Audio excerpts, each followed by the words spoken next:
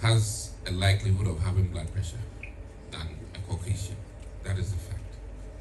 So sometimes we get into trouble when we just want to borrow how the Europeans see us.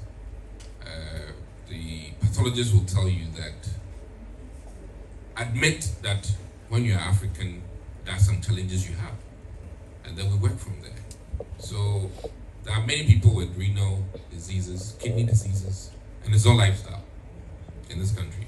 It is our genes. So I want us to not think that if somebody has diabetes, it's because of just lifestyle. Father may have been diabetic, so there's a genetic component.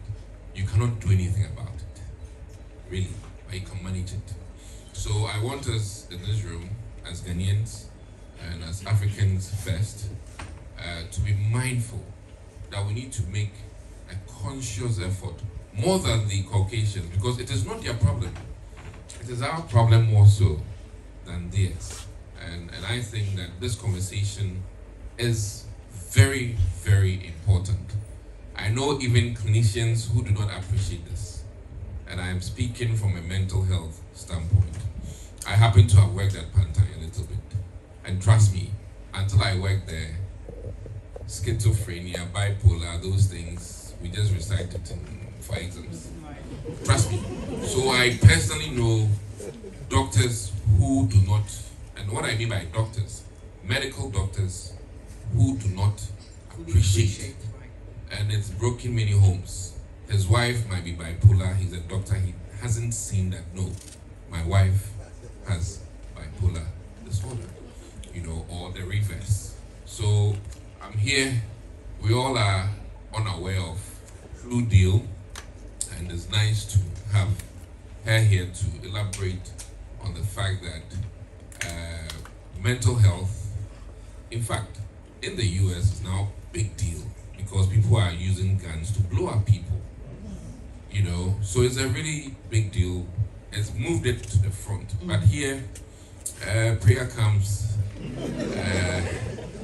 which is an unfortunate. But thankfully we're doing this, and so we're yes. beginning a That's why conversation.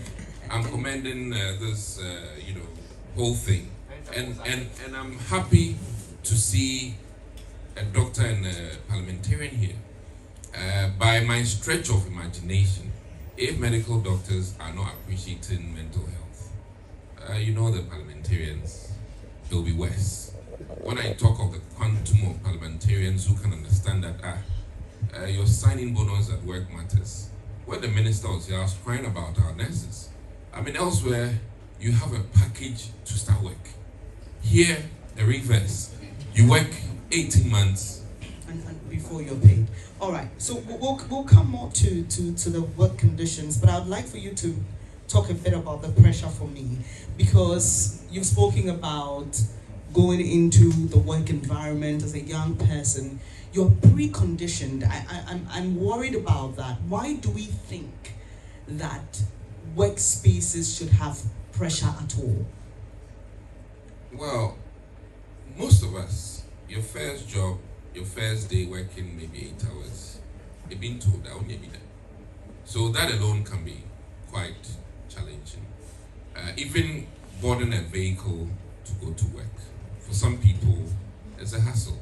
And it depends on where you are or where you're from, how you're brought up. The average person, meeting new people can even be challenging. So he gets, depending on the type of job. And let me cheat and say here, one of the topmost pathologists in this country, he's now retired. I won't mention his name. But when he was in medical school, he was the break, my father's mate, so you can imagine. And he realized that interacting with people was difficult for him. So he chose to interact with the dead. When you are dead, he can interact with you. So everybody and how they can handle pressure. For somebody, just meeting people at work, customers, is a challenge. Let alone his boss, who say, hey. So literally, I think that work environment for everybody varies, what they can handle. and what they cannot handle. So for each of us and our challenges, he might be able to interact with a lot of people. Somebody might be able to do only 10,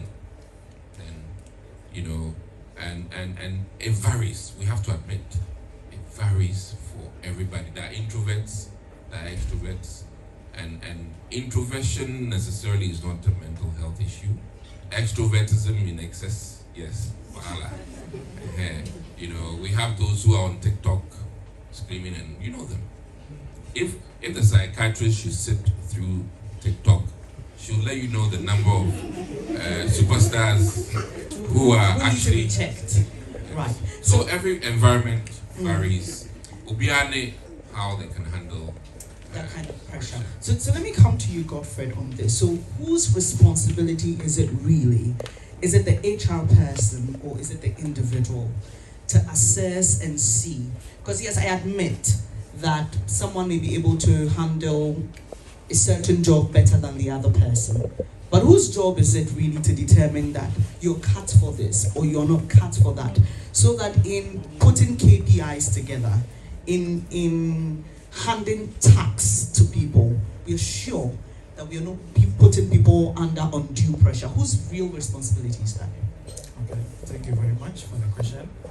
And I would like to commend Doc for giving us such a very good overview of what NCDs are, because sometimes when we are dealing with these issues, when people do not understand the fundamental basis of it, it becomes a bit challenging for people to really truly understand what we are talking about.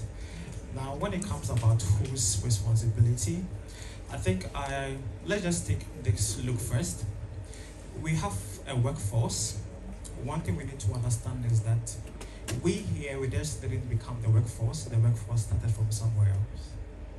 Right from the time that you are giving birth to, you start your education, we are rolling you to the workforce. This is one thing we need to understand. From the 2022 Ghana Demographic and Health Survey, they came to some key highlights. We have kids who are born who are just 6 months to 23 months. More than 30% of them are being fed food which are high in sugar, beverages which are high in sugar, food which are unhealthy. This whole conversation we are having here has to do with one, the unhealthy foods we eat, the air we are exposed to, alcohol, tobacco use, and our physical inactivity. What as a child who is born today, who is not even 2 years old, has to do with sugar sweetened beverages? But this is what our mothers have been fed them. Now they go into our schools at the lower primary schools, and what we see is that now they are being exposed to these unhealthy products.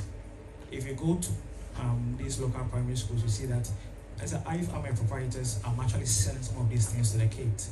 You don't come by it from outside. Everywhere these children see, these are the food they are being exposed to. One were days where Fridays were for physical activity, now we are not seeing it. On Fridays we can play football the whole day. We come school. Now we are looking at them being on their phones and social media. They move ahead into the primary JSS and SHS and universities where they have the autonomy to decide what to eat and what to do. What do you think they are going to do? They've been exposed to some of these things, so when you give them the chance to decide what do you have to do, how do you have to go about your life, these are the foods they start eating. When it comes to dealing with mental health and other things, in the universities, I went to University of Cape Coast, I read my medical science. There are days you have to go like 3-4 days a week. How do you power through? You have these energy drinks, these drugs and other things. That is how you are being taught as you are coming into the workforce, how to deal with pressure and other things.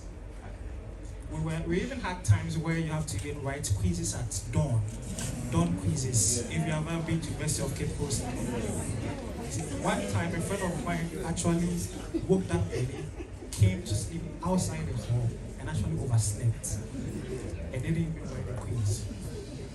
So these are the kind of environment we are training our workforce through, how to deal with some of these things before they come into the workforce. So one thing you need to realize is that by the time they are entering the workforce, almost a high percentage of them are already at elevated rates of NCDs or already have NCDs which they may not even be aware of. Now the question becomes whose responsibility is to do that, is to allocate some of these things. Government has a responsibility to address some of these things. Imagine you are going to work, you wake up at dawn, this is Accra, you need to beat traffic. You are inside traffic and then the cars, the fumes from these cars, your air is already being polluted. You get to work, you work for 8 hours, then you close, then you have to go through the same cycle back home. You get home in the evening, you are tired. You can't even cook anything healthy, so you have to order because you are tired. You can't even exercise. So day in and day out, our workforce is being put through exposures. Our whole environment has been conditioned in a way that, that means it's difficult for you to actually go through this whole workforce without actually having an NCDs.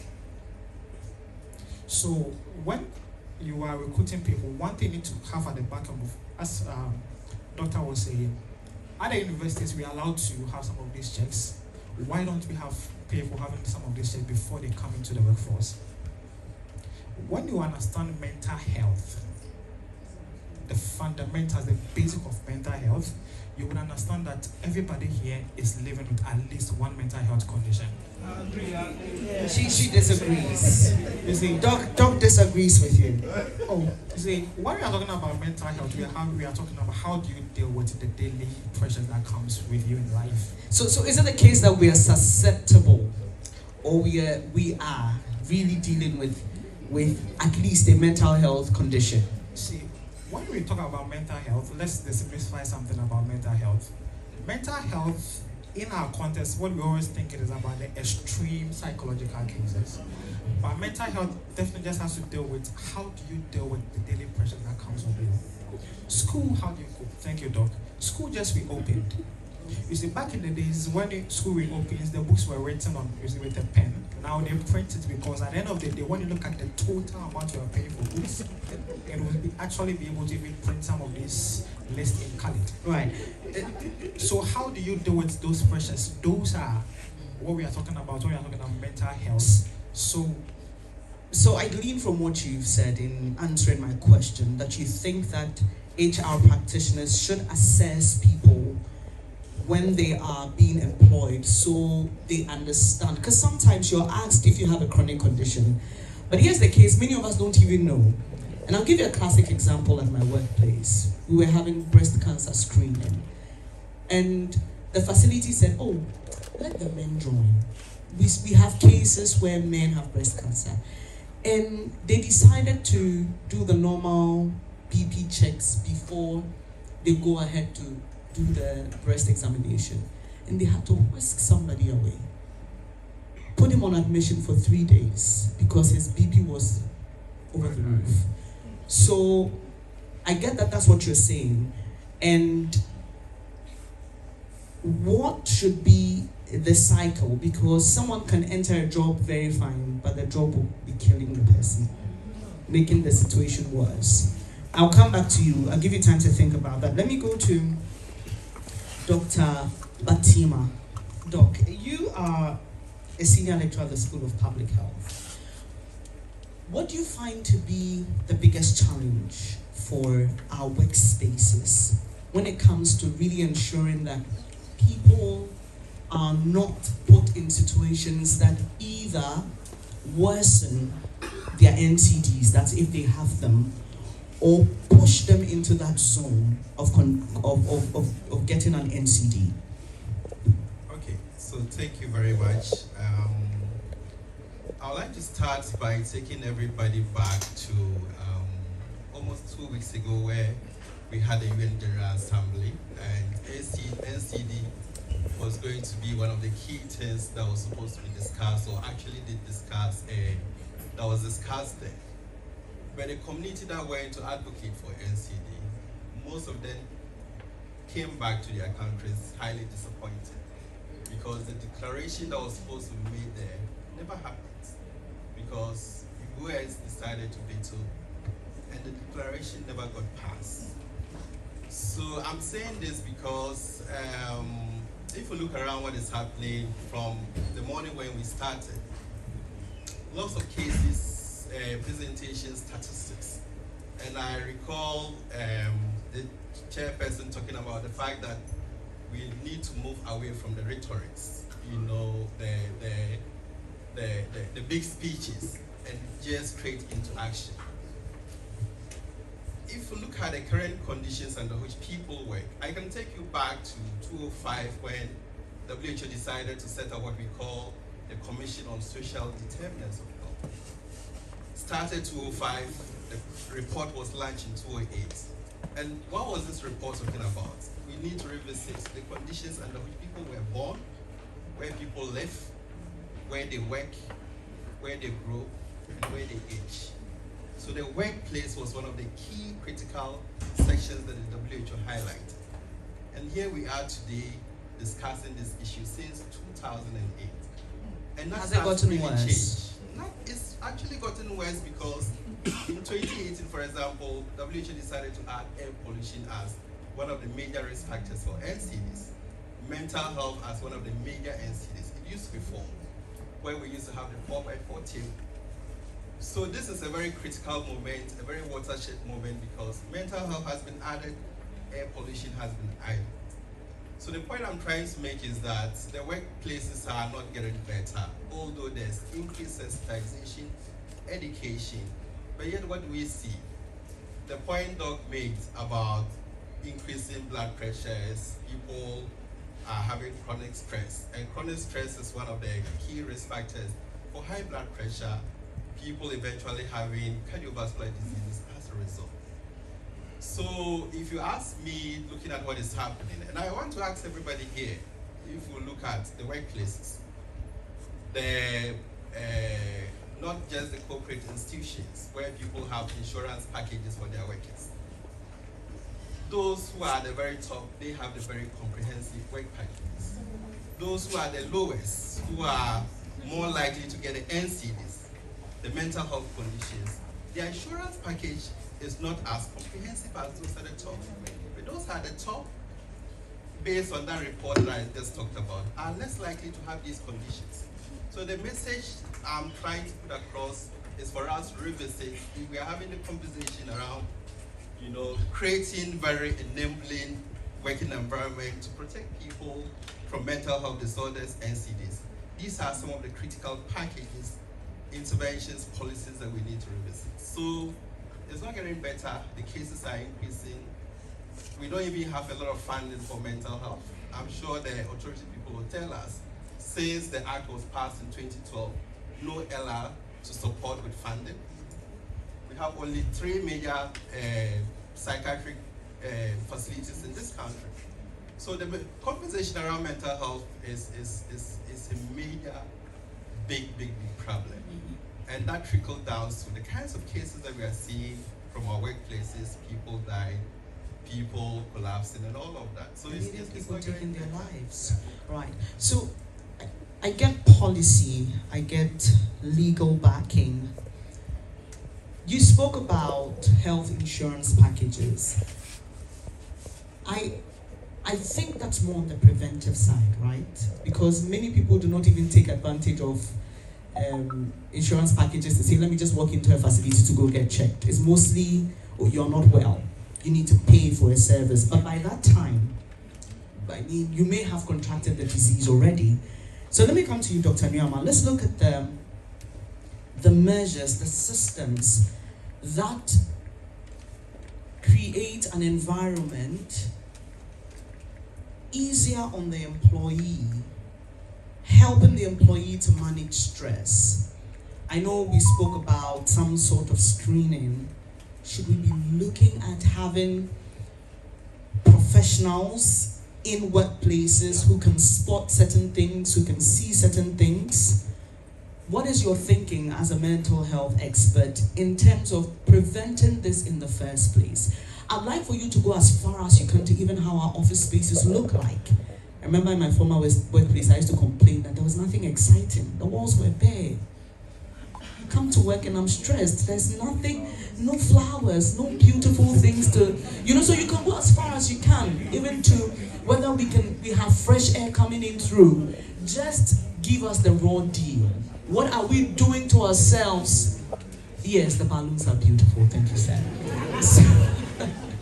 So I'm thinking preventive, I'm thinking physical factors that prevent these NCDs and mental health conditions. Thank you very much, and good afternoon to everyone. I'm very excited whenever the subject of mental health comes to the fore. And so hearing everyone here drumming it in, I'm jumping inside. If you permit me, so I mean, it is very well placed because even if you look at the definition of health, mental health from the WHO perspective, work comes in that definition. So it's very well fitting.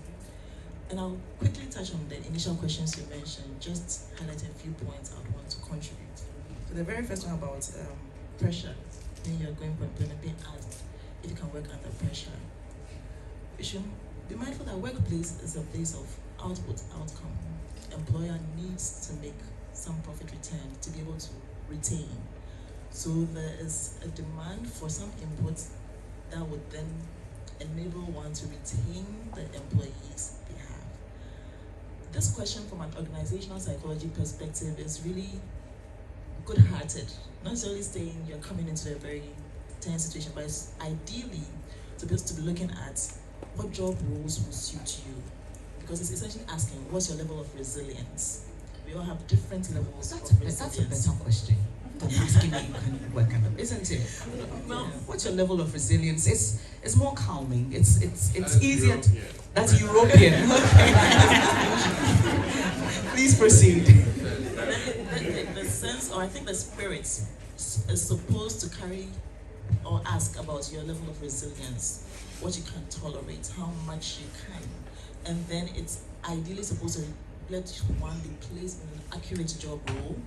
And even with some people who are highly skilled but might have some challenges, you are able to even institute some support to ensure that they thrive in the positions they have. So that is the intention. But unfortunately, with our setup and considering our stigma, a lack of confidentiality, it becomes difficult for individuals to divulge because it's now a form of disclaimer of weakness.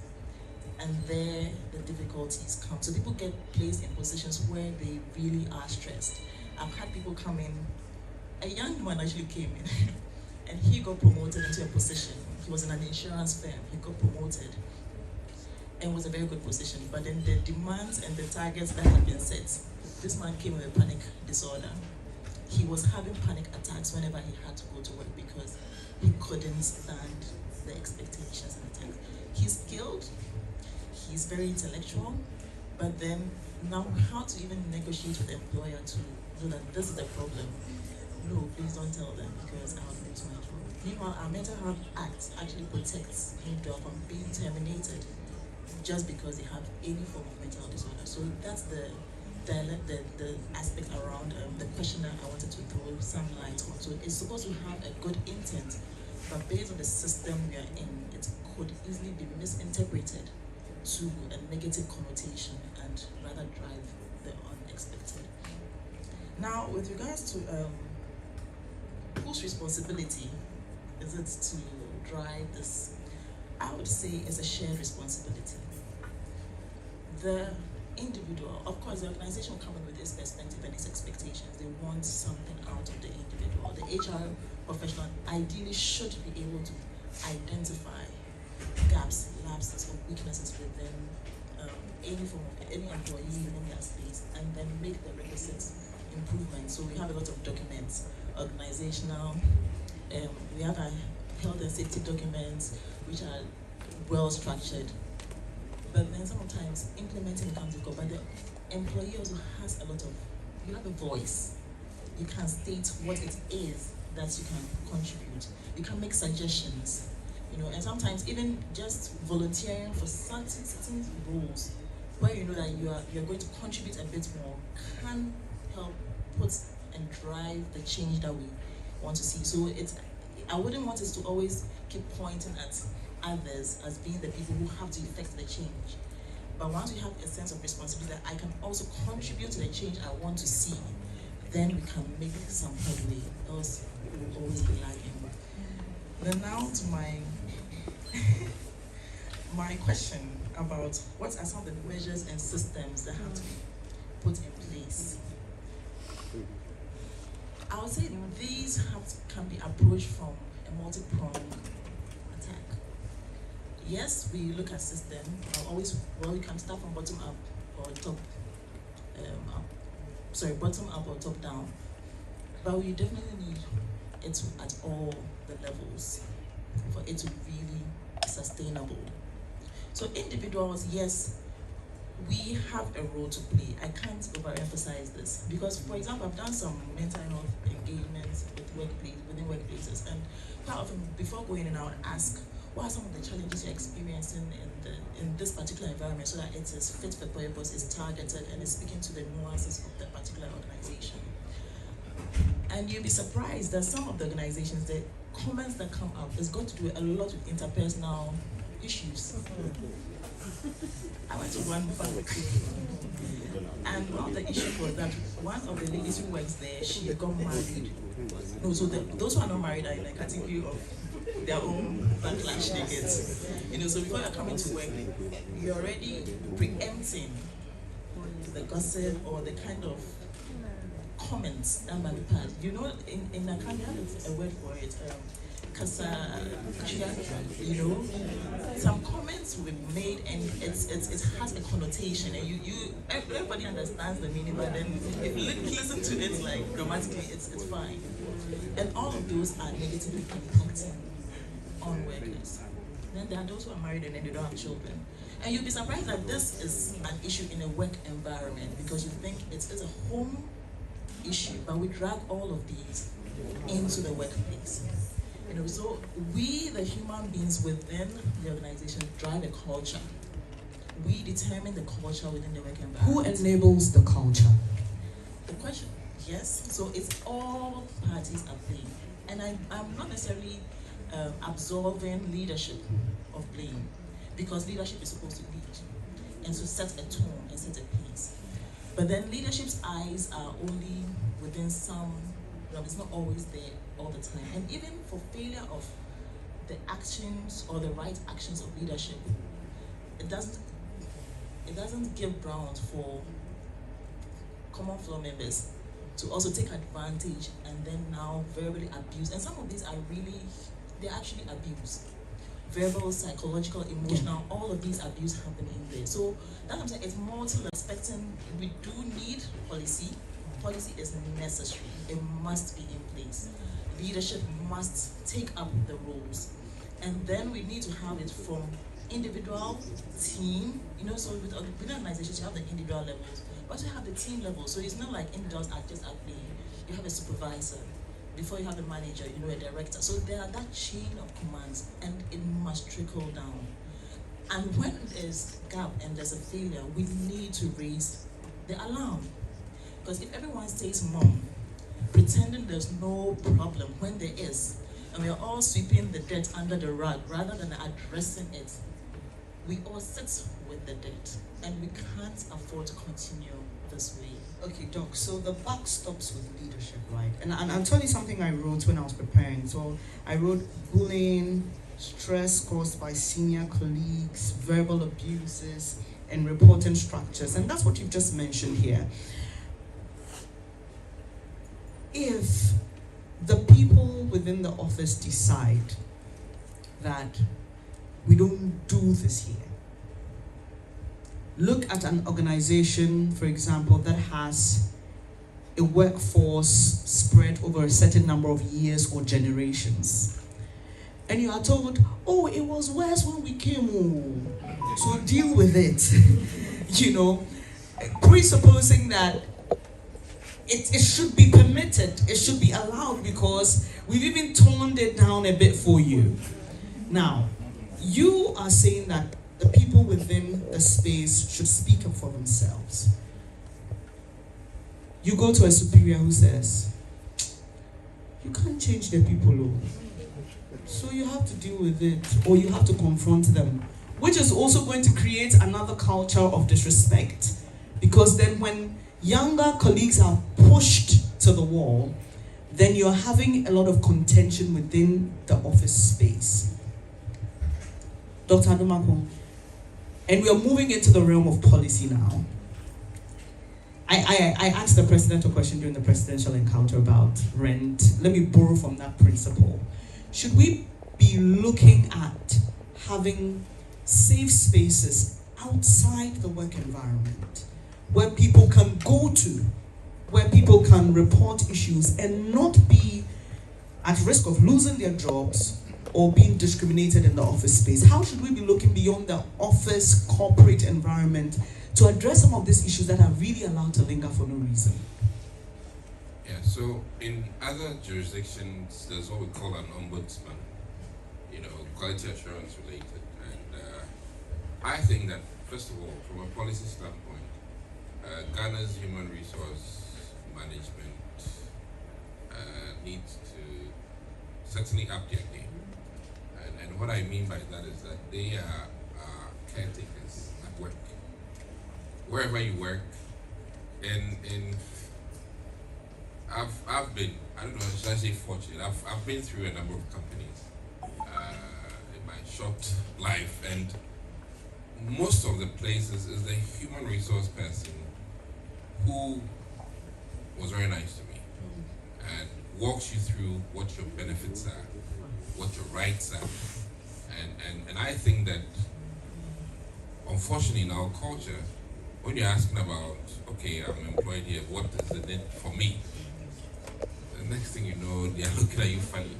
So I think that as part of everything, we need to change our human resource culture, and then they can then impact on the CEOs to do the right thing. So it was nice to see the labor minister here. Trust me, when you have a minister who appreciates workforce and what they need is very important. And the next thing is, do you have a finance minister who appreciates? Another wahala. So I think it's a very complex thing, okay? And we need a lot more. Exposure is also very important. If you've been through a number of companies, you worked at Burger King, then you go to McDonald's and their offer is nicer than Burger King, you're like, I was missing something. So sometimes are human resource people exposed enough to understand that providing me a pen to write notes at hospital is not a luxury? Do they understand that? Sometimes they don't understand that. Pen. We know we're here. Chalk was wahala for teachers.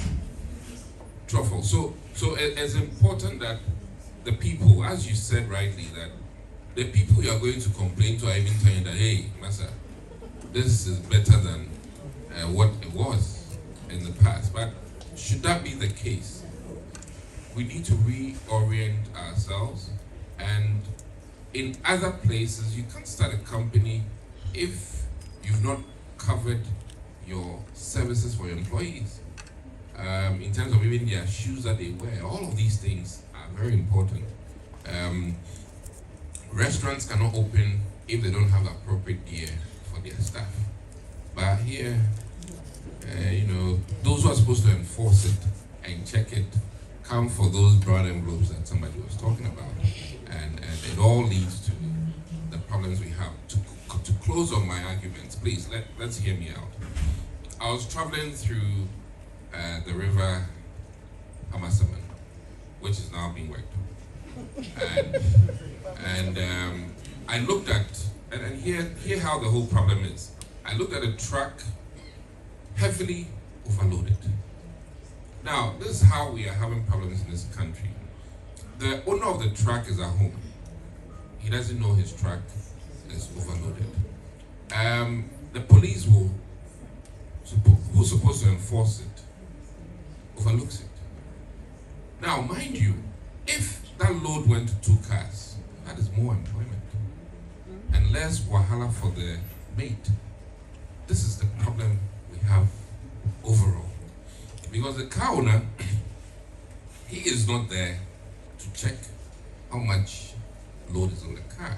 The police, all the people who are supposed to enforce it, so that that car is supposed to handle half of that load, so that another car also gets the half, so that the burden on the maid or driver is less. This is the conundrum. 2 weeks ago, I had to fight my own in charge at my small clinic because she had sort of quadrupled the hours so that she gets more days off. Trust me. I told her that, listen, when you get tired, you make mistakes. Do you get it? So sometimes it is you who is exposed, who have to be very firm in your dealings. Right. So it's a very tough, complicated, but we all need to be reminded by good human resource managers. I keep looking at you because I think you have the experience, right? So Ghana as a whole, and mental health as a whole, our human resource people in conjunction with labor have to be very well exposed, and then talk to the policymakers like Doctor, who he knows. Unfortunately, many of our policymakers do not appreciate. And is it more of politics than policy? We'll get there. We'll get to him. But I wish the HR people were here because I yeah, we can, and much later we'll do that, because I see a struggle. I have a theory that most HR practitioners in Ghana are not having the space to do their work well. And many who do true HR either end up with huge private firms or international organizations. The rest of us are left to deal with. Anyway, so let me come to you, Godfred. We've situated this largely within the formal context, but there's also the informal population that has a lot to deal with. You work largely in the space. How do we translate the message? How do we let people understand that, look, like Doc said, stretching yourself over a long time and getting 2 or 3 days off doesn't work. You're breaking your body down. Your mental health is at stake. How do we reach out to all those people as well? Okay, thank you. So the question about how do we reach out, see, here in Ghana, when you tell somebody, don't go here, they would rather go there to check why you're asking them not to go here. So sometimes it's better to show people rather than tell them. So at our organization, we've been dealing with policies, we get the laws part and everything, but when it comes to implementation, it doesn't work. So what we did was, let's do something different. So we started this initiative called Okele. Now what Okele is it's a physical activity program where every Thursday, 1 hour before we close, we change, then we start doing some physical activity. In the beginning, people thought most staff were not willing to involve themselves because it was like a punishment. Because after working the whole day, doing some physical activities and body pains and things, we've piloted it for over 3 years. We are in our 3rd year. We've seen the challenges, we've seen the gaps. In our 3rd year, what we've seen is that where we are around Medina area, sometimes we don't even just stay in the hospital to do the physical activity, we just do a walk from Medina to Legon First Gate and then go back. Whilst people get to see what we are doing, people have shown initiative, so whenever we want to do it, people want to be part of it. People do not ask, why are you guys doing this? They just like what you guys are doing. When they become part of it, they get to understand, okay, this, before you give out the messages. We've done this whole tell people, it's not working. Show people, be innovative, let people understand, why are these people doing this? Oh, it's fun, let me join. Oh, it's really helping. Oh, why are you guys doing this? Oh, this and this and this. And we've had multiple people. We've had people who are actually living with NCDs who are within where we work, when they see they're like, oh, this and this, why you guys are doing, okay, fine, then I want to join. We've actually had a situation where somebody was living at NCD, he was in a critical state, but he wasn't showing. After the physical activity, then he started getting the symptoms. When he got to the hospital, if he hadn't been doing some of these things, he would have died. Is that, yes, we are looking at this whole workplace culture. We we need to break down some of the current structures and rebuild it up. Right. Leadership is very key in some of these areas, and we are talking about HR. The way we've been going about it, we need to rethink it and be innovative.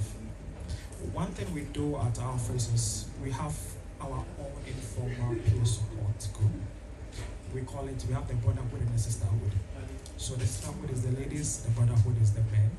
So when we get to work and we have certain issues, it's not about let's come and sit down and discuss it. Once we are working, oh brotherhood, let's meet to this and this and this issue. Or even this lady that came, the so levy, those of us with cars is going to affect us this way. We discuss some of these things, we hash out some of these issues. By discussing it, we are able to really bring down the issues. If some of the issues that need to go to those in charge so that we are able to address it, we're able to come up with them clearly.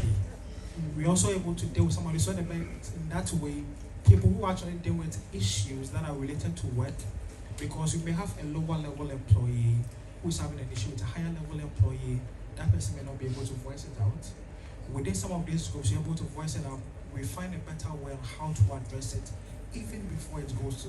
So we need to look at how we can become innovative, break down the systems, and then address them. Because of time, we'll just stick with that, and I'll just ask my last set of questions to Doc and Doc. Dr. Batiama, so we all know about Mahama Cares, right? It's supposed to be a fund that helps people who are struggling to deal with NCDs and all that. I mean, a laudable initiative, and many people have done that already. But there's also the concern of how this could spiral into people being laissez-faire now about making sure that they don't have these NCDs in the first place, because the thinking is that, well, there's a fund available, so most likely if I get it. I'm looking at a preventive policy. As a public health analyst, what do you think we can do? I mean, to draw people's consciousness to the fact that you can do these things, even though Doc has told us that sometimes it's in the genes, whatever you do, it will happen, but we can still manage it. So from the policy perspective, if you can briefly, how do we draw people's consciousness to the fact that you need to, employers, employees, mothers and fathers, children, everybody virtually? Okay, so thank you. So if you look at some of the very key conversations around responding to non-communicable diseases and mental health, we have what we call the Global Action Plan on the NCDs. And one of the very key strategies in responding to this is what we call the whole of government, whole of society approach. So if you look at all the conversations, the submissions here, one of the key messages is everybody needs to be on board. So come to think about what the Labour Minister said today. There's a lot he can do, but there's a limit. The finance, where was the finance people here today? You talk about issues around education, awareness creation. We need the GES people, we need the information service people. We talk about issues around getting the right policies. We have parliamentarians here, we have the policymakers here. So in terms of the policies, we always say that Ghana is one of the countries that have the best of policies. Implementation is always the issue. Now, if we look at all the very laudable things that the Labour Minister talked about, largely they are reflective of issues that can only happen in the formal sector. And I like the point you made about the informal sector, the question to him, how do we reach out to those people out there? So that is where we need a lot of the health promotion, public health people, getting the right funding to do the right education. And this education shouldn't just be limited to people who work in the health space. I know on countless occasions where I've had the opportunity to meet my senior colleague here, their society have a lot to offer to this nation. So for example, the HR, you don't need to have or recruit people with a psychology background, counseling background, but they are there and they can come in on a quarterly basis. It should be part of the HR policy. Have people there who will come and offer these services. And again, one of the key things that I would like to talk about is the issue of us taking the opportunity to benefit from what NHI introduced. I mean, as policy people, one of the key things we've always lambasted about the NHI is the curative focused nature of the NHI. Little to do with preventive promotion. But they've changed a bit, welcoming interventions. We saw that last year, that every Ghanaian should seize the opportunity of birthday, just go and do screening. The insurance will cover that. I think those are the kinds of public health policies that we need to be able to make sure that almost everybody is covered. We do a lot of the proactive screening at the workplaces, and not just when people are sick, or not when we are marking breast cancer day, not when we are marking mental health day, but it should be routine. We should have these people coming in every now and then to support staff, to support our workplaces, and make sure we have the right policies in place to be able to protect the mental health of employees. Thank you very much, Doc. Now to Dr. Nyama. You get the final question. I still didn't get an answer to the architecture, the look and feel of workplaces. Thank you very much. The technical term, ergonomics. How do we incorporate that? I'm looking at the legal framework, I'm looking at enforcement. And how do we even get our employers, our architects even, to understand that this is the way to go if we want to avoid mental health issues and support our workforce, preventing them from getting NCDs? Very laudable question. And the truth is, I think we all know that it does have an impact in terms of how the space is set up, lighting, noise, the air quality, the color of the room. And it's not necessarily one size fits all. It depends, it's based on the sector. So it has to be tailored to suit the specific job or the kingdom or the sector. And so if you're designing for a children's, facility, the theme will be a bit different from if you're doing it for a corporate that is, let's say gold or something. Someone once told me that, that's actually an architecture friend, so that because they tend to be very expensive, we end up dealing with a lot of craftsmen. So the thing is, there's a caliber of the expertise we use in developing and planning our spaces. It comes at a cost, because it's not as if our professionals are unaware of these. Right in university, my dormmate was an architecture student, and the designs I was seeing, the intent and the thoughts that go into it, it's not lack of knowledge, but then it's the implementation and the cost that comes along with it. Having nice aesthetic spaces comes at a cost, and whichever employer is doing that should be expecting a return on his investment. They should see that translating into productivity. But doesn't the research show it though? Doesn't the research show that when people work fewer hours, when people have flexible shifts, when nursing mothers have a place to feed their kids, the research shows that you're actually going to get the return. Exactly, the research does show it, but the question is, you have to be contextual with the research you're talking about. Not in Ghana. Not necessarily not in Ghana. No, there are workplaces in Ghana that have exactly what we are talking about. If you visit the multinational organizations, you would see it's live and colored. So it exists. But you see the supervision and the systems that are put in place in these organizations to drive the productivity and the measuring of it, so that you have evidence to show that this is the output of this input, to then drive it, is there. But then when you come to, let's take some of our governmental sector, and that's not to put us down at all. I've visited government agencies, and I work in one. I'm not saying as per se, but you'll go to a place, and when it's at the reception, even the way the conversation of some employees are going on, even your wait time. Let me bring it home to a hospital setting.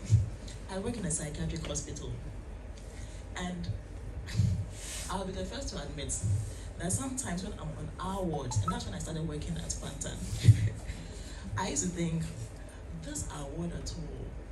If we admit a depressed person, how are we expecting this person to get better? And it's very loud. Because when I visit our wards, and my hospital director at the time would tell me, when you visit, even though you're a doctor, go to the washroom, see the spaces, because you realize that it doesn't,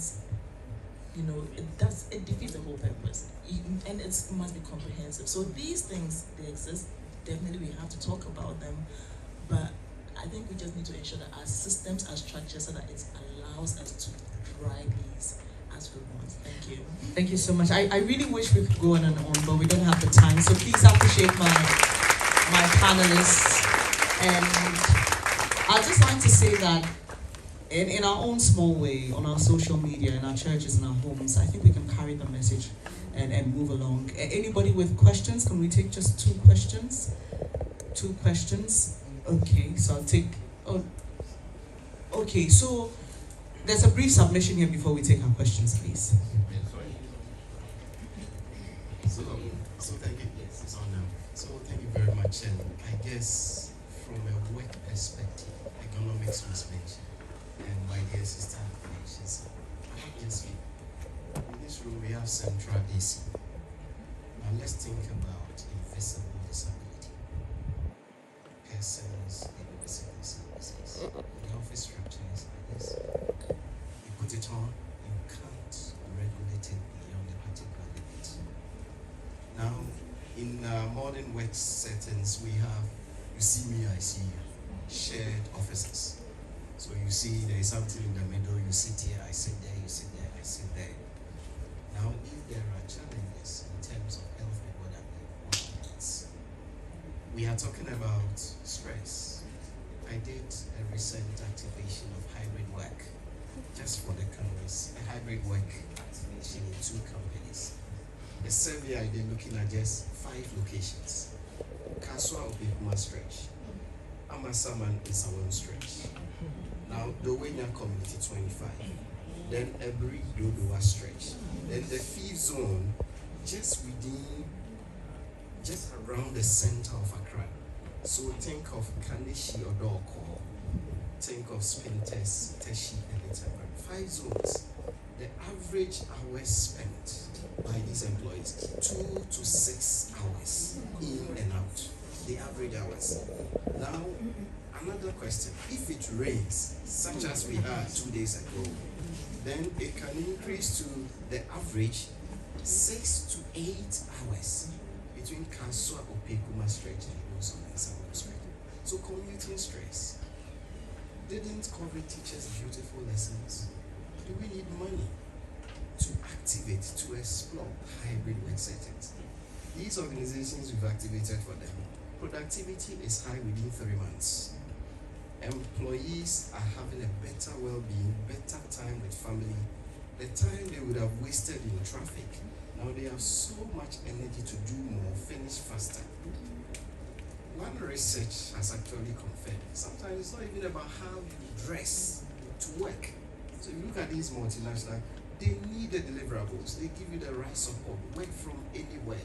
All we need is that you meet the right measurements that we want. So even how you dress doesn't matter to them. When a director will come wear a t-shirt, they don't need cufflinks, you need to tie this and all that. But they are getting deliverables. And meeting cows is another. Too many meetings that does not bring productivity. And in organizations they call them meeting cows. Sometimes we need to stand 5 minutes, we take the decisions and we move. Because you bring in the plenty meetings, then they will say they need allowance. But if it's a standing meeting, will you get certain allowance? And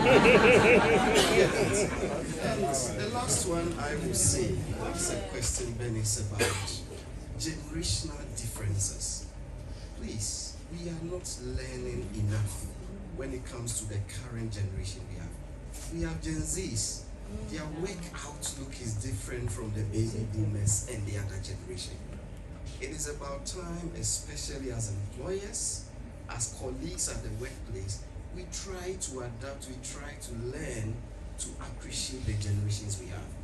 In less than 6 years, Generation Alpha will join the workforce. Gen Zs prefer flexibility. They don't like the 8 to 5. It won't work. We will lose them. Many of them are currently working remotely for agencies all over the world, but they are not using their resources. The Ghana sponsored training to work for our Ghanaian agencies, but they are working for companies in Canada, companies in China. They pay them $250 directly to them. We are losing our taxes. We are not getting SNIT for them. They grow old, NHRS, they will tap from it. So I think practically, we all can take the steps. We don't necessarily have to wait for funding policy. Some of them, from a very basic perspective, we can do more to enhance the well-being. Thank you. Thank you very much. We appreciate that. All right, so please forgive me. I know I said we were going to ask questions, but we've just changed the program in a bit. Forgive me, please. So we will, at the corner. yes, please. So we'll continue with the program just because we're lagging a bit behind time. But it's been my real pleasure moderating this very interesting conversation. Please, let's keep it going. Let's be the difference wherever we find ourselves. Thank you very much. Good afternoon.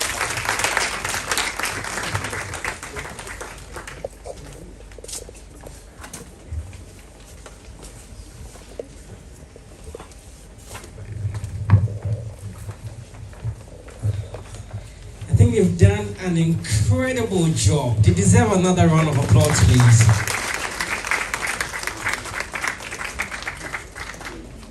Wow, so much to learn. And of course, I was just listening to the very final take, and I could, picture myself in there. I know a lot of you could picture yourself in there. Every day, meetings. The thing to what they will do is what they will do, right? Anyway, time for us to move on to our very next and final panel for today.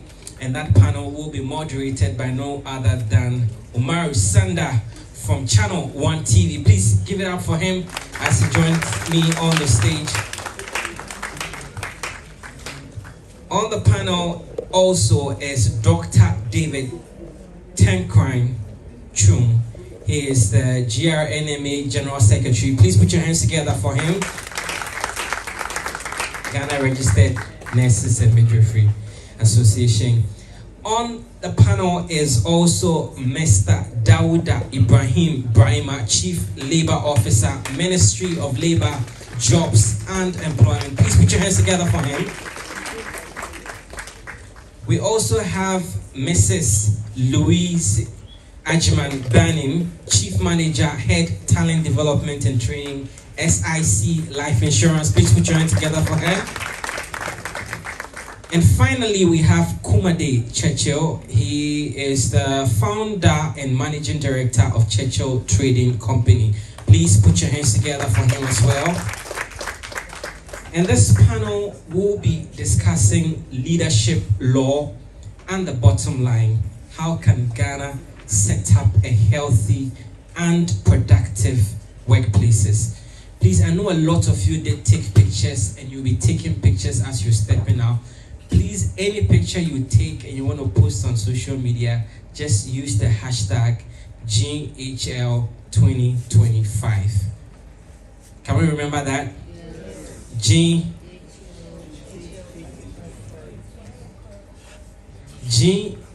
GHL Summit 2025. Okay, we'll do it. We add a summit. Okay, so GHL Summit 2025. Please take note. Any picture at all you post, make sure that you add that. Thank you so much. Umaru Sanda, over to you. Thank you so much. Thank you.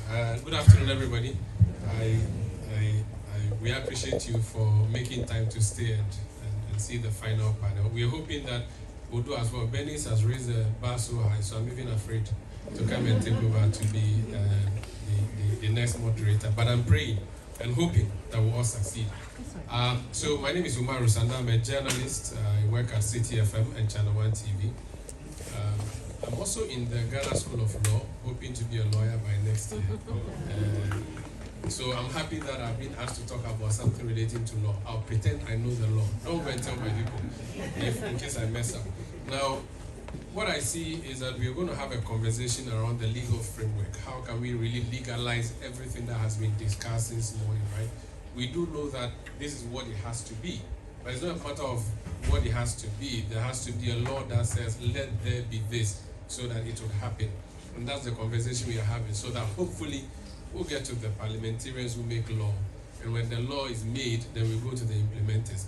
So I've introduced myself. I'm going to let my panelists briefly do a 30-second introduction of what they do and how that would fall in line with the topic we are discussing. So I'll start with the labor unionist, and then we'll go to the employer, and then we'll go to the insurer, and then we'll go to the entrepreneur. Let's start with you. All right, thank you. My name is Dr. David Tenkrancho.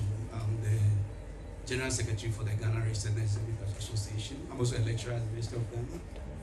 And then I've been in the news lately. And you didn't ask that PD is coming according to the minister. He just said PD is coming. And for the emphasis, just to say hi to Chairman, I'm also an anesthetist actually. I specialize as a certified registered anesthetist before moving to academia. So I follow the footsteps of Dr. The Chairman. Okay, thank you. Yes, the employer. Government. Yeah, it's the same. You are the chief employer. Government is the chief employer, isn't it? The chief burden carrier in Ghana. Good afternoon to all of you. My name is Dauda Ibrahim Brahima. I am the acting chief labor officer. The labor department is the department under the Ministry of Labor, Jobs and Employment. This morning, my minister is the one who was here, and he promised to resolve Dr. Mku's problems. Now to the insurer. Okay, so for the purposes of this discussion, I'm here representing CIHRM, which is the Chartered Institute of Human Resource Management. Of course, I work with an insurance company, but really I was called on the panel because of... Thank you. So I'm an entrepreneur.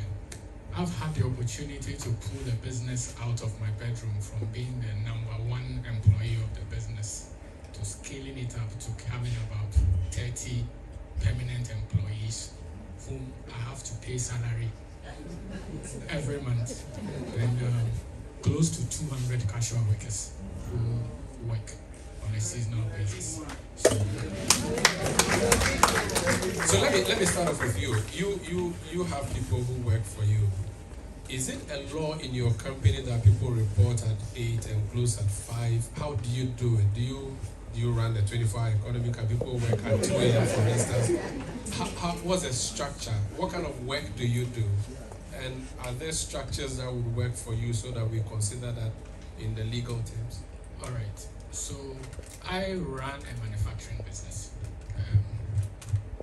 I actually run 24 hours. I have a day shift and a night shift, which we actually just implemented, I think, about 3 months ago. It wasn't because of the government, it's because of the demand. The reset has affected you. Give the credit, let's go. We'll tell you. Yes. Give the credit, yes. So we have a day shift and we have a night shift. Yeah. So, excuse me, what's the question again? I wanted to know whether there's a structure to the way. So you have a day shift and a night shift. What time do they report? What time do they close? What do you have in between to relax people? All right. So you see, when I was sitting down and I was following through all the discussions, I realized that if we are not careful, we will push the discussion to a point whereby it's more about the corporate worker, the person working, in Stanbic Bank, and under that kind of very good standard setting. Somebody was even worried about there are no flowers in the office. But you see, I being somebody who has started the business basically from scratch and grown it to this point, I usually look at it from the rudiment, from the raw core. For instance, you go to Abosokai, there's this spare parts dealer who has employed about close to 15 or 20 people. They are boys, they just come around, they work at the end of the day, he pays them something. He decides to pay them depending on what he gets. I think we should actually be looking at the mental health from that perspective, so that we set the base right. If not, the thing will be skewed more towards the corporate worker, or even the Makola woman, Makola woman, the trader who employs, school dropouts, who help her fry her fish, or the kinky seller. It should actually be looked at from that point, because the informal sector actually employs more people. These people also have mental health issues. But if we are not careful, we are just looking at it from this setting whereby it's just about the corporate worker, and I think if we're doing that, it will not be fair. So you have factory workers, and that's what I want to know. So how do you operate your factory? Do you say to them that come at 8, close at 5, but at 12 get up and go and take a walk for 1 hour and come back? How do you do it? Do you have anything like that? Or have you learned anything from today that you're going to implement in your workplace? Yeah, so that obviously helps. There has to be a reporting time. You have to come to work at a particular time. If you don't come at that time, because if you don't show up at work at that particular time, it doesn't benefit. They can work via Zoom?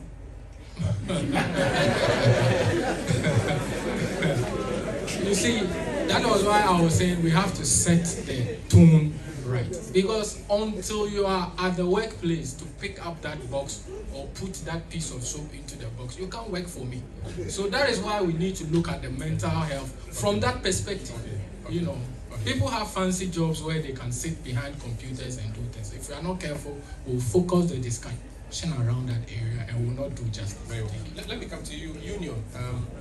What are the kind of stories you hear from your members about workplace challenges that are problematic that you think we should start reworking and relooking at? All right, thank you very much. The point is that the work environment as we have it now is a bit choking. I have a practical experience. At least I worked for 8 years in a clinical setting before moving to academia. The way we even recruit the people right from the word go. So let me start from maybe national service and where we deploy the services of these young men. I come from maybe Price. I've completed university. You decide I have my house in you decide to post me back where I don't know anybody. I'm not going to find a place solid. I have no sign-on bonus. You know, elsewhere, I mean, recently my students who traveled abroad, I mean, when you go to the United States as a nurse, give you 3 months sign-on bonus, sums of money. They give you a place for adaptation, and you are good to go. So you are set up, or you are set up. We don't have that in our system. So we need to look at the context and post our people appropriately. That is not to say that you must be employed where you hail from, but at least the transition must be managed in such a way that by the time you are gainfully employed, at least you have some resources to be able to navigate your way through that complex web of employment. I speak for nurses, so if I take nurses as example. In fact, because you said you speak for nurses and yet you're an anesthetist, I just wanted to understand how are you spokesperson for nurses when you are a doctor? Explain to me, please. Okay, so I'm not a medic. Okay. I train as a nurse, okay, and I specialize as in anesthesia. Oh, okay, continue. Ghana, I wanted to be sure whether you are not in a different association. So in Ghana, we have two pillars. You could either be a doctor or a nurse, and you specialize on anesthesia. Okay, so that's that.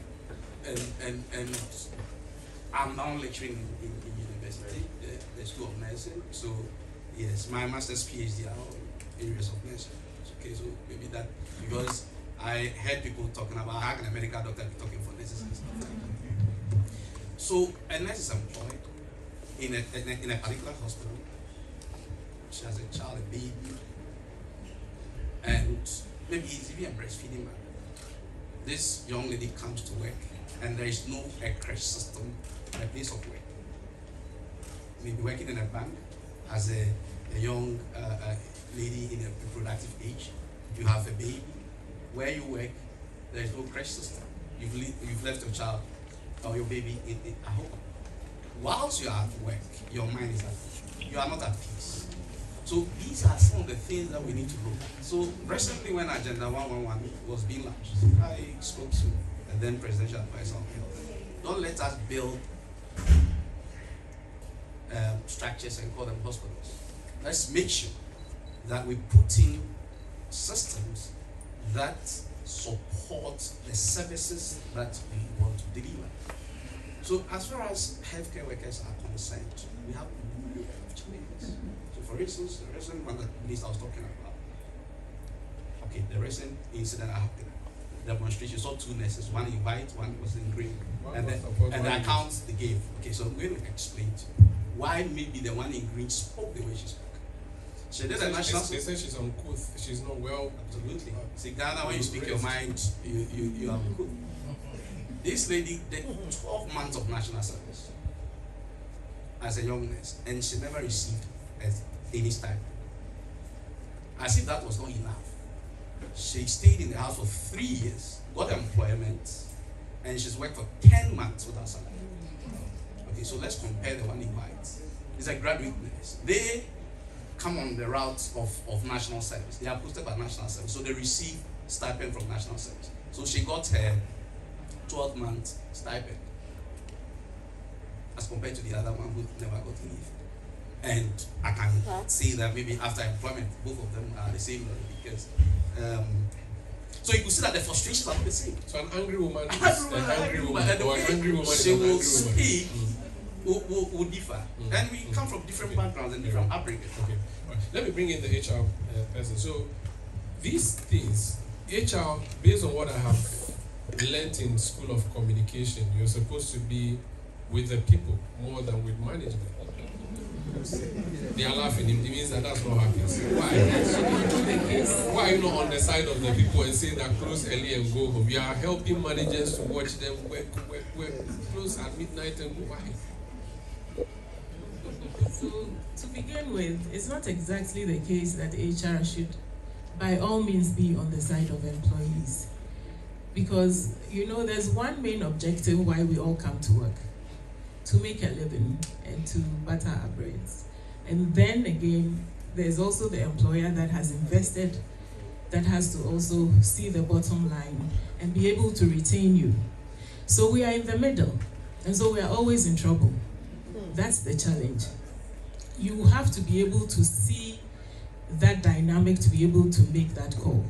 So if indeed, so that's why HR should be knowledgeable to the extent that they know how the financials work, they know the details, and that's why they should also be at the C-suite.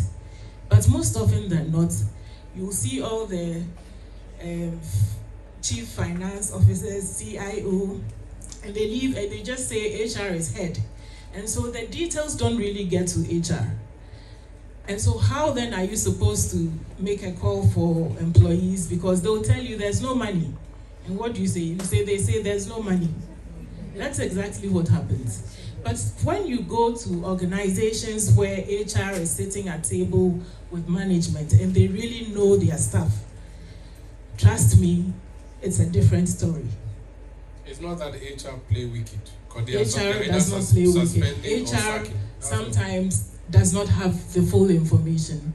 Or if they do, then they will do what they're supposed to do. So I think that we look at it a bit, it's quite sad, but there's also some improvements. When you get into the workspace, there are systems, the law exists, let me just say, that for instance, in the Labor Act 2003-651, section 118 to 119 tells you that you should ensure the health and safety of workers. So the law exists.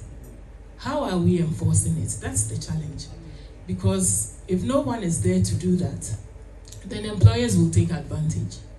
So we ourselves have to be aware as employees. You should know your rights and you should know what is expected so that you can voice out and be able to mention the challenges.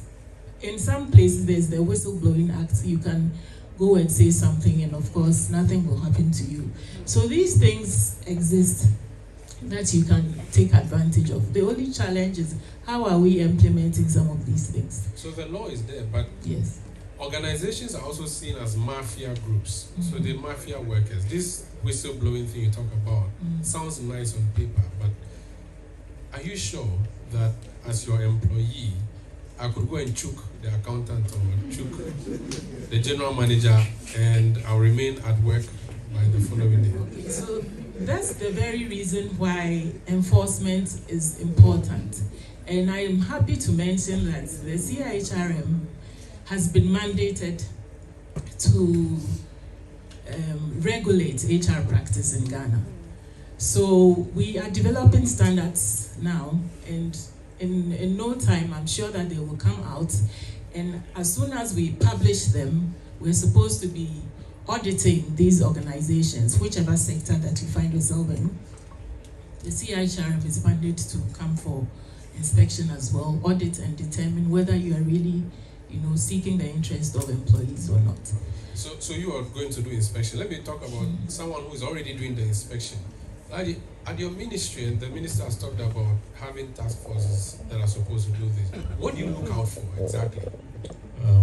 Maro, before I even get there, let me say that this morning the wellness hub of the head of civil service was expected in my office, and I was weighing between remaining to listen to them before I even come here. But coming here for me proves to be very worthy. I can feel stresses across many places. Many places. And I want to say that if you ask people in this room whether coming here has not given them food for thought, you would hear from them. Personally, I have learned a lot. Things I thought didn't matter have been proven to be issues that we should take very serious in our working spaces. Like you ask, in every organization, there are working conditions and there are rules and regulations governing how things should be done. And the master regulation in this country is the Constitution of Ghana. And the Constitution, I think Article 36, 10 of it, provide for employers to ensure that the working spaces are safe. And Article 24, 1 and 2 of it also gives employees the right to enjoy safety at work. And if you come back to the labor law, which is the principal law which governs how people work and what should happen to them.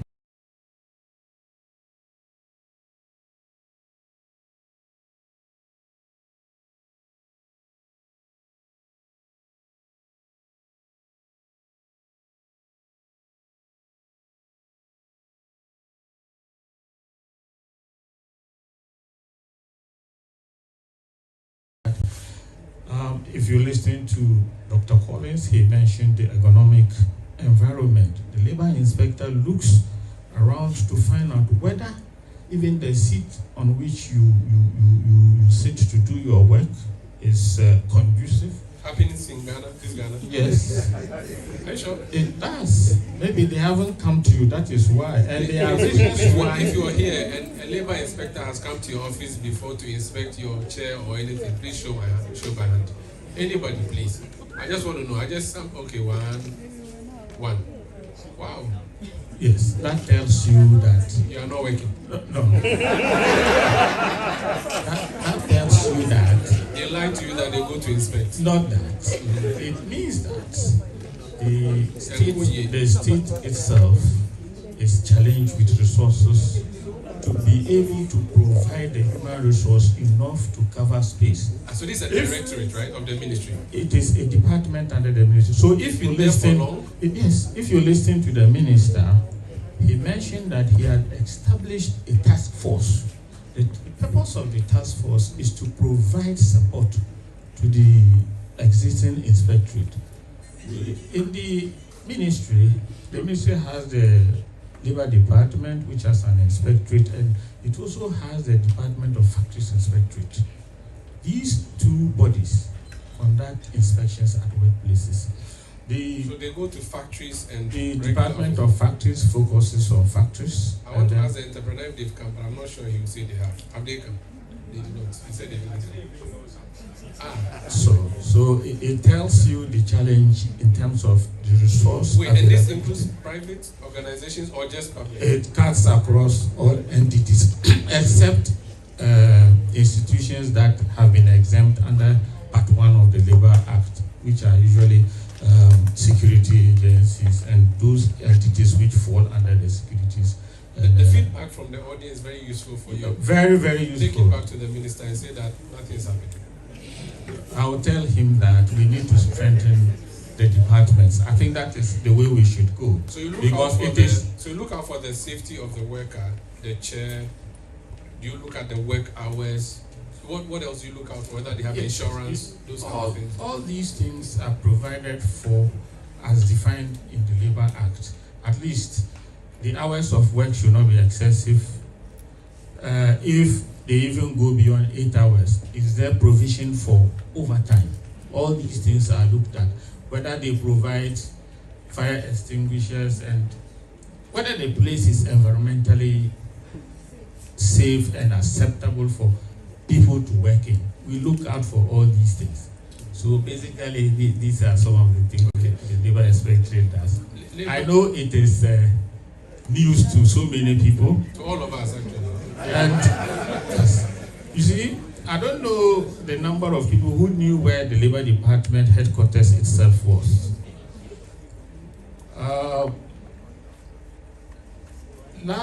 I think it was about 2-3 years ago that the government was able to even procure a loan to construct a modern facility in terms of a head office structure for the Labour Department. Until then, if you were a Labour inspector and you needed to go and inspect someone's place, you would ask yourself questions, because if your own environment was not good, how do you inspect another place? But I can assure you that the government has supported the department by way of procuring equipment, has procured motorbikes, cars, just to strengthen the department. And as we speak, our labor law is undergoing a review. I spoke with Dr. Collins here, and I indicated to him that listening to the conversation around the table, we should not work to have laws sitting in isolated corners. We should work to ensure that at least we take advantage of this review process to ensure that issues about mental health is catered for in the review process, so that by the time it goes to cabinet and comes to parliament, all these interests or issues about mental health would have been taken care of in the law, so that when labor inspectors are going to inspect enterprises or companies, they would have things to look for, including matters bordering on mental health, even though the law already provides for health and safety. So basically, this is where we are now. Labor unionists, let me bring you in. Now, it appears we have the laws, which means that the discussion around a legal framework may not be necessary. Is it? Do we still need a new law? Thank you. Not necessarily a new law, but maybe what we need to do is to make it more comprehensive. For instance, I was fortunate to be part of the team that were reviewing the new labor law.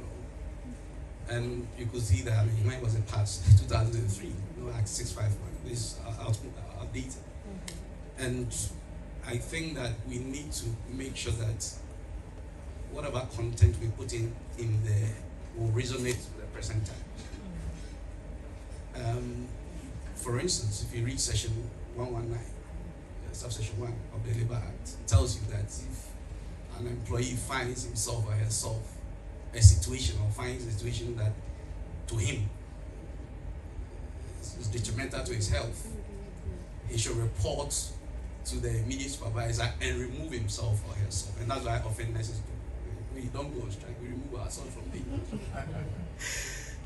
that's a side step. So we need to find laws that speak to our time. And I'm very happy that the new labor law is coming up. And I have to find out from my boss and to also, maybe let the sector minister know that we did a lot of work and we shouldn't put it on the shelves. If there's a need to broaden the conversation so that other things that we did not avert our minds to be brought on board, that will help us. So I think there are laws. So, but for instance, if what the session I made mention of, he says that you should remove yourself. What about the person who put that danger there? So there are no punitive measures in the law to deal with people so that people can be held, we can hold people responsible for their actions and inaction. So, for instance, if you infringe on the SNIT law, the law around SNIT, there's a special court for SNIT purposes. You are sent there on Saturday, prosecuted, convicted, jailed. Absolutely. Something like that. We should have labor court, and even if we have labor courts, I'm saying that people should be held accountable for their own negligence. I will be saying. So that we just don't have the laws there. Remove yourself. I'm saying that the one who duty was to ensure that the right structures are put in place. What punitive measure is going to be executed on? That individual must also go through a certain process that will make sure that they serve as a deterrent. You're in law school. You know that laws serve as deterrents, and for that matter, when we have things like that, irrespective of your role, whether you're a manager or an HR person, you certainly know that if I don't do A, B, C, if I don't avert my mind on these and affect the well-being of the worker, I can also be held or responsible or be remanded. So if we have such laws, I'm sure it will go a long way to help us. I also think that we need to be a bit innovative. All right, we want to talk about productivity, okay? And it is the same workers that will give us the productivity. So if you don't take good care of them, if you don't give them conditions of service that will serve as enablers, that will enable them to give up their best, they will never give up their best. I mean, you go to hospitals and people accuse nurses and other healthcare workers of not smiling, not treating them well. If a doctor is being owed for 13 months, you expect that person to smile at you. So we need to appreciate the difficulty that people go through. And lastly, I was very happy when Manuel said that his former employers were able to help him, attend to healthcare services. Do you know that if you are a healthcare worker in Ghana, despite the fact that you have subscribed to the National Health Insurance, if you get any disease condition that falls outside the remit of National Health Insurance, you have to pay by yourself. And cover. So how do we treat people like this?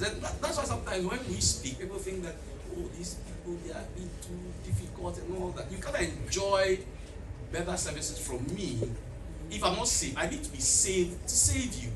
So if I'm a nurse, I'm a doctor, and when I fall sick, and what is troubling? You find even healthcare workers, doctors, nurses, buying drugs for patients. It's even worse among nurses because we stay with the patient 24 hours.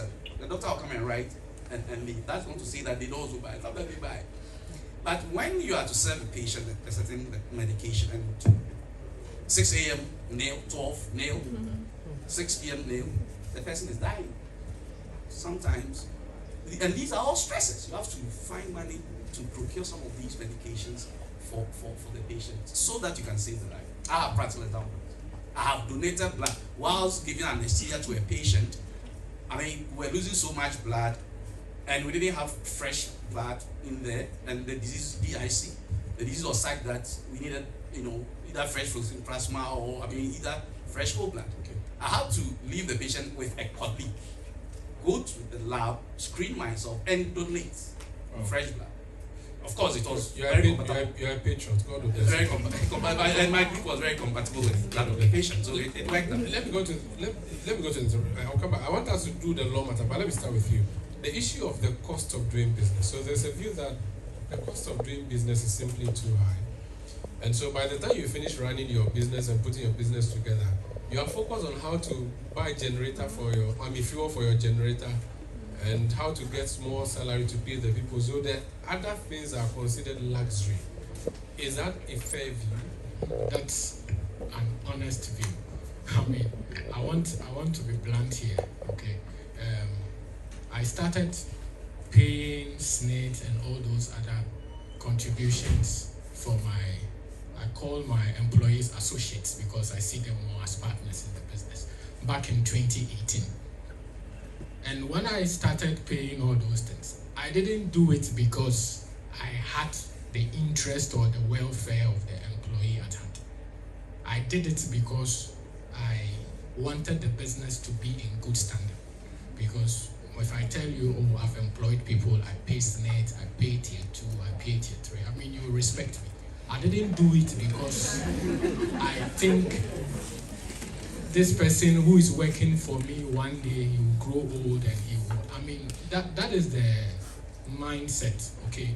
The entrepreneur mostly sometimes tend to think more of themselves and the business, and that's a very natural, So you come to see that, yes, the laws there are important. We should have the laws, but the problem I've realized is that education is lacking.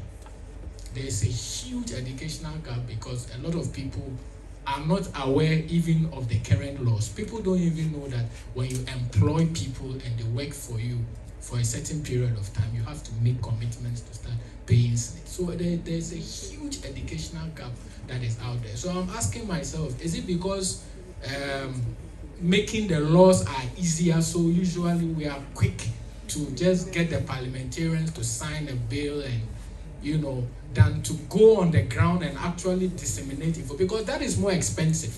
Putting together businesses and running a project to make sure that everybody knows what, that tends to be more expensive. So I've realized that as a state, we tend to shy away from that capital intensive aspect when it comes to the implementables.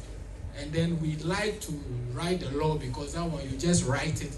It's just a group of people who just gather at one place and write it out. That one is easier to do compared to going on the ground and going to Aboso Kind, KJTIA to educate the entrepreneurs there with regards to the standards and rudiments that are supposed to be worked with in the labor law. Madam HR Manager, if the law was being made in this room, as someone who represents management and employees, what are some of the things and clauses you think we should contain in the new law, looking at the legal framework guiding employee safety and the safe workplace?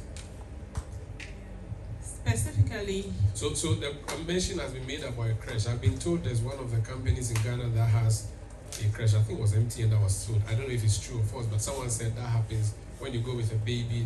They have a nursery that they take care of. I don't know how many other places we have. Okay, so he said now. So what do you think can be incorporated in a possible law on employee workplace safety? It's interesting because, like he mentioned, in the informal sector, we have these major challenges. These things exist in the formal sector. Way back in 2005, when I was helping to set up GT Bank, we decided to have a crash there. So it's not like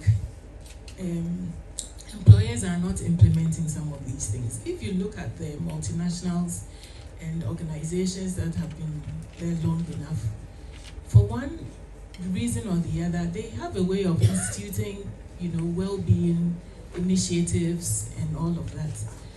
So your question is, what are the things that we Yeah, but before you answer that, is a crash at GT Bank still?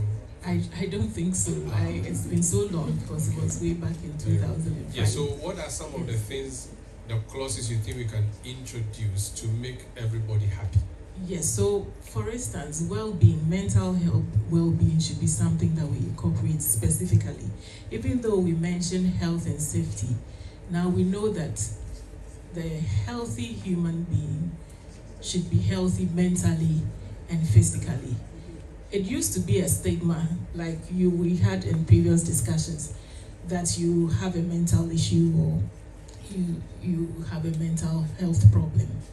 But But now we know that there's a broad spectrum, and each one of us have maybe it's one mental issue or the other. So for me, mental health should be of importance, because if you look at a perfect human being, the one that you would want to employ, first and foremost, are they able to cope effectively? Do they have coping mechanisms to handle stress? The second, are they able to build healthy relationships at work? Third, are they able to, what would you say? Are they able to be innovative, dynamic, hardworking, because they're already motivated? Once you have all of this, any employer would want to get to that person. So it stands to reason that this person is the one I would want to employ. I'll make sure, what are the things I do to make sure that they are in that state for them to be effective at work. So even in the informal sector, that person should also be thinking of that. For instance, how can I make sure that I have him to be effective and productive at work? And the research shows, I don't have enough Ghana research on this, but I know that Google proved it.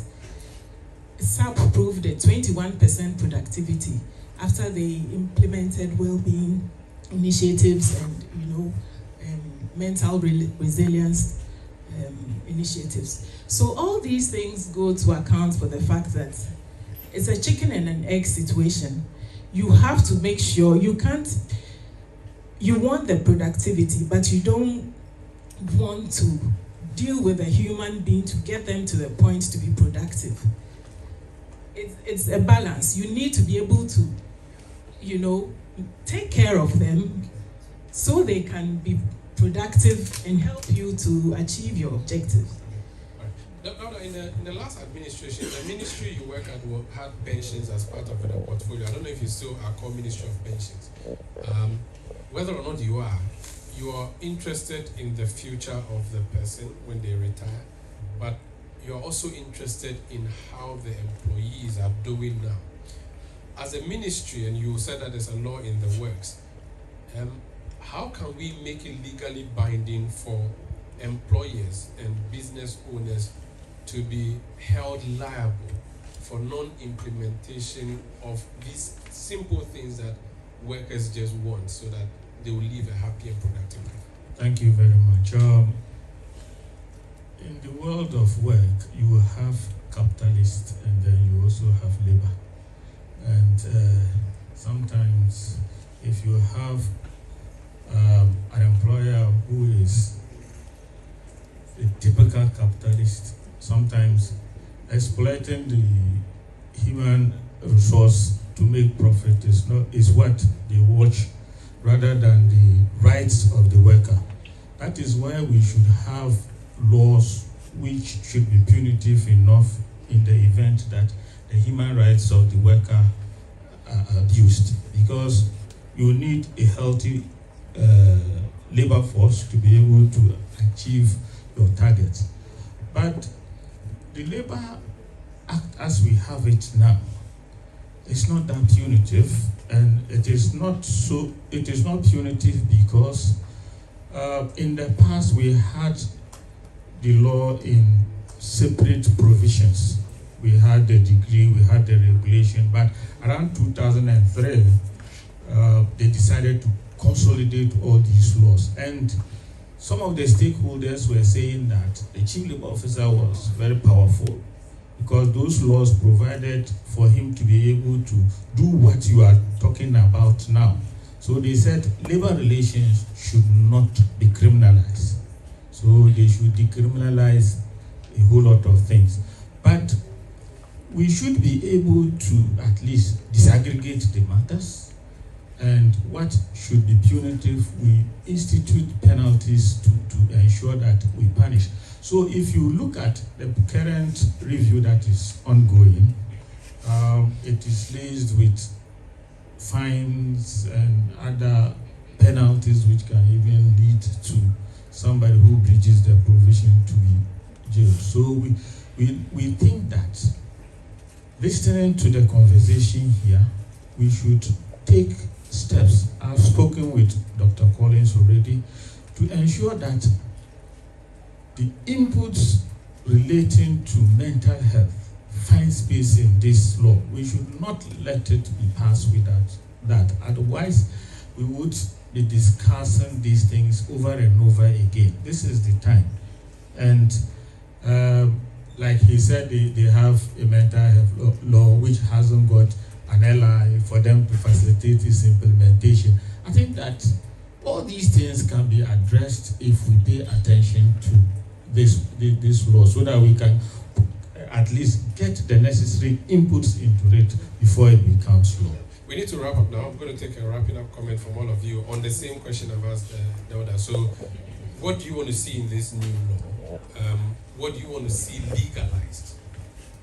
All right, so like as I made mention earlier on, I think that when it comes to something like a crèche system, it should be there. And that's just for women. How about men? I'm coming to it. There is something like paternity leave, right? And it's 5 days now in the labor. The last time we met we were saying that it should move into 2 weeks so that we can assist our women to sort of nurse the babies at least in the first 2 weeks. I was actually asking for 1 month, right? And so that at least, but legitimate wife anyway. So that when you're wife is wife. Something like that. Again, under no circumstance must anybody be employed beyond 3 months of that salary. 8 months be. It must be. Okay. Because I'm not too sure there is any minister in Ghana who is being owed 10 months or something. You know that this since they came, I'm sure the minister visited us this morning said he's not been paid for 9 months. I think I saw something like that. But the other Nigerians that comes with position and therefore he can be very comfortable as compared to. So for you, put the laws there, penalize people who break it. Okay. Yes. 1 minute each. So what do you want to see? I want to see employee assistance program attached to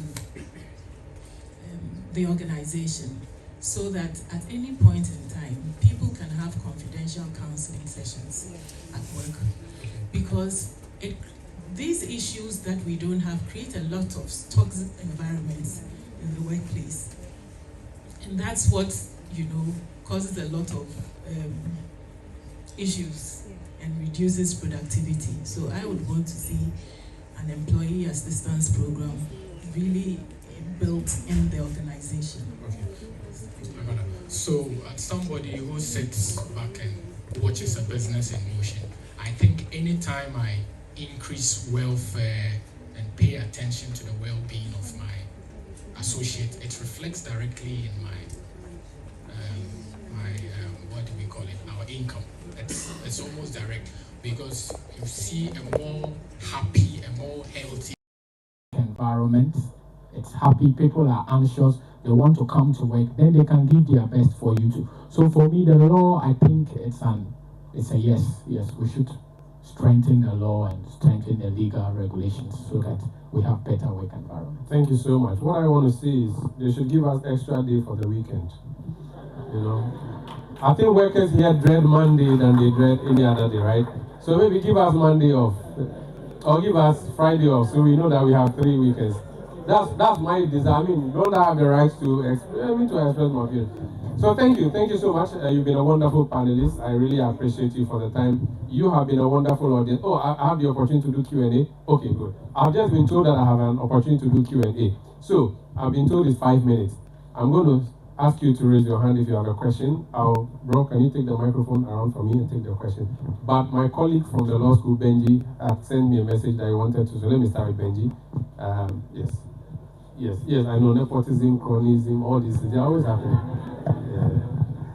Thank you, Let's take our questions 30 seconds. Yes, so mine is not a question, it's a contribution. Okay. So please introduce yourself, let them know who you are. I'm a finance professional.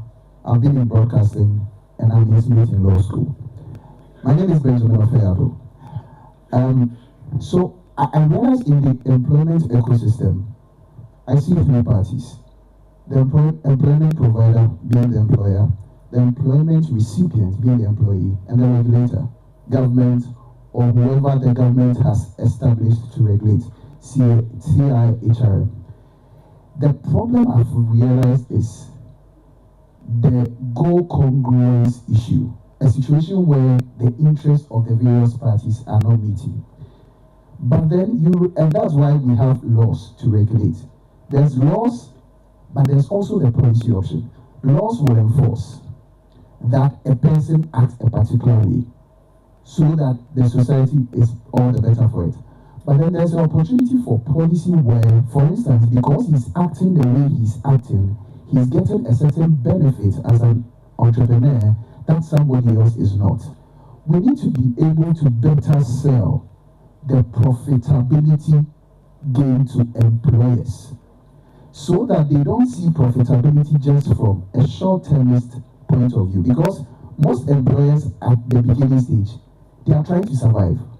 And so it's immediate. Everything they see expending, they see as cost and not an investment.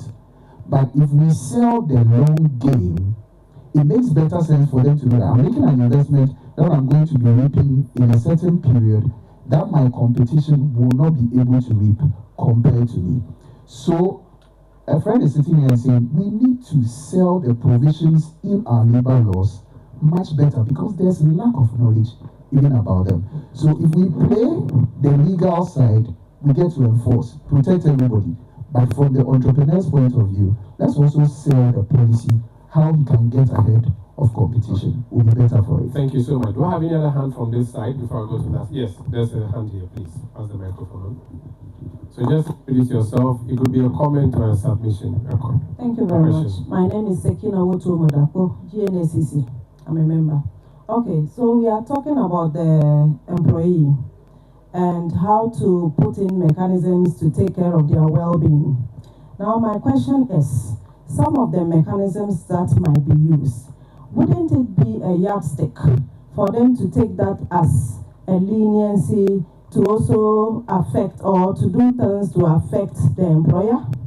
That is my question. And so what are we also doing to check the well-being of the employer? That's the boss. Okay. Thank you. I like that, but before you submit the microphone, the association mentioned, what does it stand for? GNACC stands for Ghana National Association of Certificated Counselors. So you are on the employer side, that's why you are... Okay. Both. Okay. I'm a counselor, so I'm just speaking. Yes. Very well, that's Thank fair. you. Thank you. Yeah. Hey, do I have any other hand from this side of the aisle? Any hand? Okay, good. Let me go to this side then. There's a hand at the back. Two hands actually, yes. Yeah, thank you. For me, my name is Thomas Kanga. Health Tech for Africa is my startup. And I'm into software. And my focus is utilizing emerging technologies in improving health in Africa. So, based on this dialogue, my solution is workers and employers should focus more on preventive healthcare, promotional healthcare. So my intervention that I'm bringing on board is developing an AI personalized health app that can provide personalized health guide for one, based on health indicators, being nutrition, exercise, fitness, and all other things. In order to promote precision healthcare or personalized healthcare, by so doing, workers can be more productive and it can lead to productivity. So after this, looking forward to further engagement. Very well, thank you. Thank you for that. Investors. We'll send you an invoice. Yes. Thank you. My name is Kingsley Aram King Kwadi. I'm a staff of University of Ghana and also the Vice President of Ghana National Association of Certificated Counselors. So I'll take it from the psychologist point of view. I'm a counseling psychologist, by the way. Now, I would like to say this. I think we are neglecting psychological first aid in our workplaces. We know first aid, that is the physical one, that if somebody gets injured, the person is taken care of. But when it comes to psychological first aid, it helps workers identify mental health issues early I'm saying this because most of the times when somebody is depressed, we actually get a person coming for counseling when a person is at its end, probably maybe severe depression. But when the person is able to detect that is suffering from depression very early, we can help, because our job is to enhance our clients' cognitive ability to solve their own problem. Is it not because our society doesn't consider depression and those things as a problem? You think you are too low and you have panic attack, are you okay? Panic attack is the same. You see, but depression is key. And most of them come for a session and they misdiagnose depression. Depression is not just being sad. Being sad is normal. But when it's persistent, then it leads to depression. So I think psychological first aid is helpful. Some people go to the blue kiosk to cure that. Is that good? Yes, there's a yes, at the last end, there's a gentleman by the wall. Yes. Just pass it on, yeah. All right, thank you very much. I'm Solomon from the NCD Alliance Ghana. Okay. Well, I don't know whether you speak Ghana. Do you understand Ghana? Nice, nice. I don't know whether you've come to terms with this. Yeah, it happens often. If you think you're not ready, my brother, leave and go. Thank you. There are people who need a word. So my point is on the reporting mechanism. If I live in an environment where my boss is intimidating, probably I'm not so happy. I need a job. I've sat in the house for over 2 years or 3 years. The pay is not that good. How do I report such a person? You know, because I work in the tobacco field, normally when I go on outreach, I ask students, if your father or mother happens to be a smoker, and by the law you are supposed to report, can you do that? So, I don't know, I need a response in that direction. Thank you very much. So it's a deficit. Thank you. Let me take 2 questions from here. Okay. Let's try and see if we can exhaust all of the hands. Thank you. My name is Sabina. Okay. Representing the Ghana Psychological Association. I want to side with Madam as in regards to the things she would like to see in the law. She mentioned EAP, that's the Employee Assisted Program. But what's the lapses I have found in EAP is what I want to share so that the lawmakers will inculcate it in the law. EAP, yes, but then I noticed that because of stigma, shyness and all that, people don't really assess the service, though it is available. So I am suggesting, and I really plead that let's put it in the law. And even if you don't recognize me, I like it. Let us schedule staff. Staff should be scheduled for wellness or mental health briefs or breaks. If it is pre-scheduled, you know that every month, everybody assesses the service once. Whether you have a problem or not, just pass through. Just go to the wellness center and laugh it all out loud. Go to the wellness center and just chit-chat. It's a form of giving yourself a mental break. Please, Ghana, at this point, we are being, how do I even say, we are coming out of our cocoon. I always give thanks to COVID-19 for bringing us up, psychologists, counselors up. Because other than that, we were always hiding. We were around, but we were not being noticed. So I wish, sorry, I really wish, and I would appreciate it if this is also inculcated in the Thank you. Give to the gentleman. Oh, okay. Hi, my name is Tina Delasi, and I really want to side with what the fourth panelist said. I don't remember your name, but yes, the entrepreneur. Yeah. It's Churchill. Churchill. Okay. What he said is true. I was really intrigued by what he said about the mental health for those who are not in the formal or corporate sector. I don't think we really answered that. So I'll really ask the question to Dr. Da. How do we also consider the mental health challenges that those in the informal sector also face? So that they shouldn't go unnoticed. Like, how do we address the challenges that they also face? Okay, very well. There's a man there. Yes. Yes. Yeah. Yes. On that row. Yes, please. All right, thank you very much. My name is Jones Kwesitago. I'm with the Ghana Psychological Association. All right, so at the beginning of this very summit, there was something that was mentioned that are we coming here to talk and that ends everything. I think the laws that we are trying to bring out, it is not that we don't have, or it's not that we are not aware of employee assistance programs. It is well documented and there are been policies in place. I remember last year, around August, Ghana Health Service organized a whole conference for HR, regional HRs and psychologists at Kumasi. I was privileged to represent GPA and then my region as well. Very well drafted program, policies that every Ghana Health Service is supposed to implement when it comes to employee assistance programs. And we were given by February this year, every institution, every regional district facility should have. After that conference, let us ask how many of these institutions have put this into practice. So yes, so as we are gathering, my concern is it ending here? Fine, if the laws are made, how well do we see that they are implemented? Thank you. Thank you so much. The organizers are saying I should end, but I see today is Employee Day. I defy you. So I'll take this comment and take this one and then we end. Thank you so much, employers. Today, dear, it's not your day.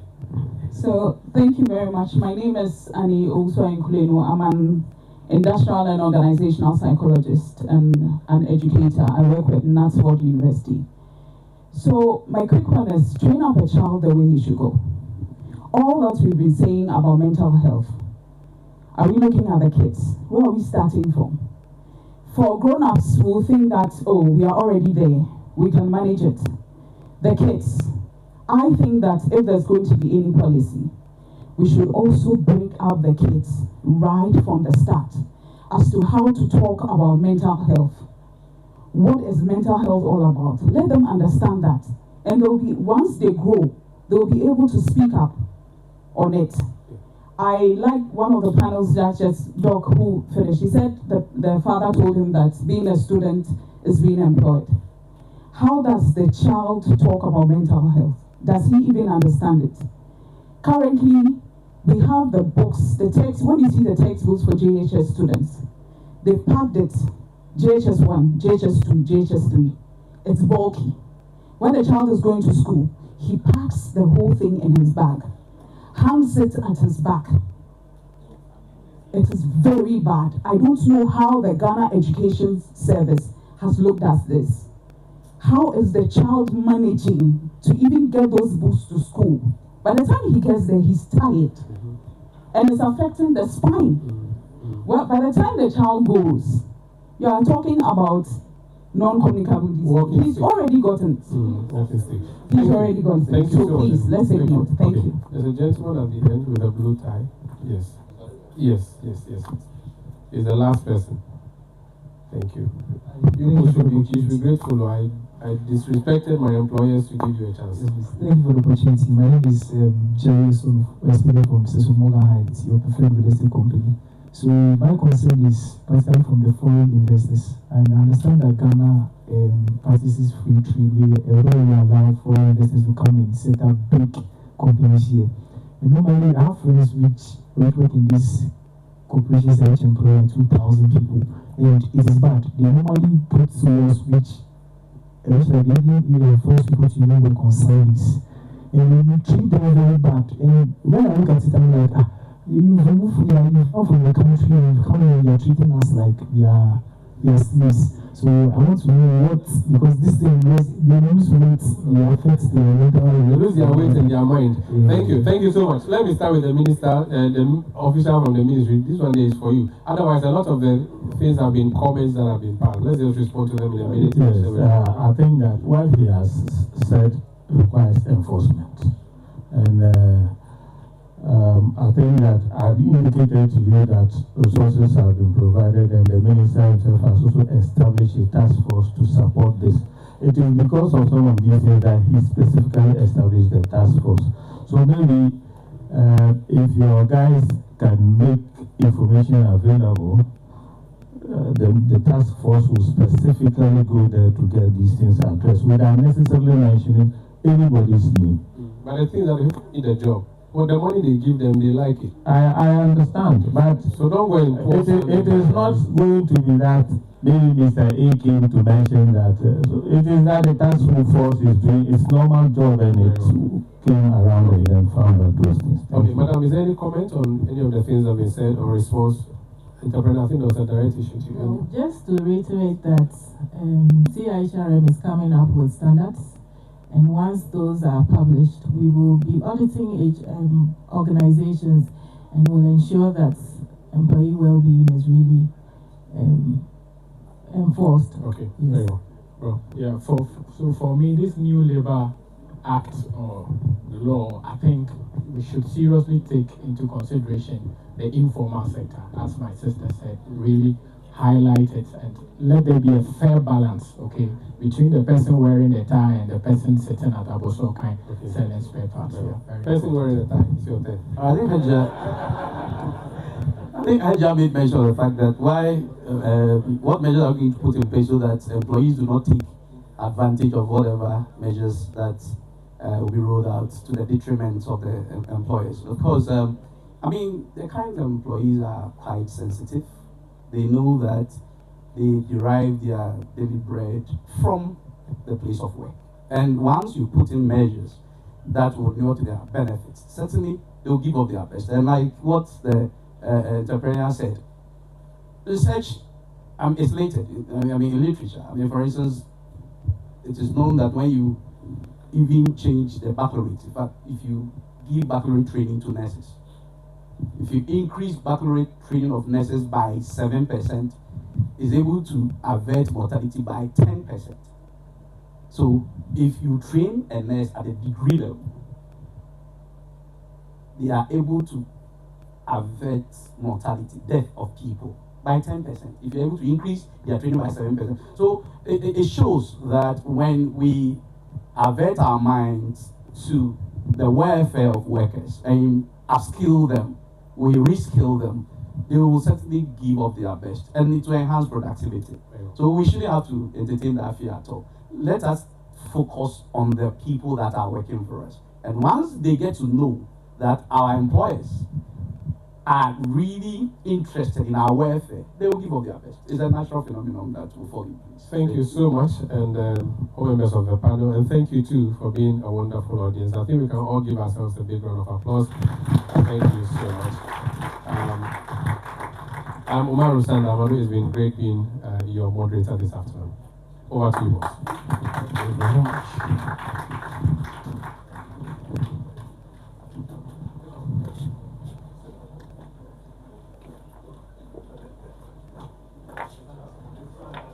Thank you so much. That was a very, very candid conversation on labor and mental health and what we really can do to ensure that the workplace is promoting wellness and not illness. And so hopefully all the things that we've talked about will go into our final declaration, which will be sent to the Ministry for Action. And we thank each and every one of you. Your contributions have been incredible and very insightful, and we will work with them as much as we can. But at this point, we will take the key takeaway point to be presented by Ms. Mariama Abdul Rahman from the NCD's Department of the Ghana Health Services. Please put your hands together for her.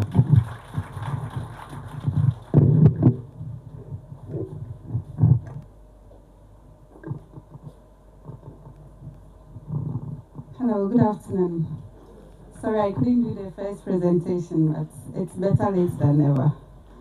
So the key takeaway message that I would like to give is everything we are talking about here boils down to mental health. Yes. So at our various workplaces, please, the least we can do is to be nice to people. I don't know if we understand. There are people battling a lot of problems which you may not know. This reminds me of a colleague that I had at work who was quite troublesome and was reported to our director sometime. So director called me and asked me what the issue was. Honestly, I didn't know how to respond to that. So I told director I didn't know. So director told me, Mariam, just take it easy with this guy. He might be going through something that you have no idea about. So please, let's be nice to people. Are we okay? And then also, we need to take charge of our health. Ghana Health Service, we say your health is our concern. But then, in actual fact, your health is your concern. Yes, you take the responsibility first, and then you wouldn't even have to be there for us to be concerned about you. And so take charge of your health, eat healthy, choose foods that are wholesome. When you go to the supermarket, check contents in foods. Check the sugar content. How much fat is involved in this? What other additives are involved in this food that I'm eating? Take charge of it. Then you can take control of yourself. Thank you very much.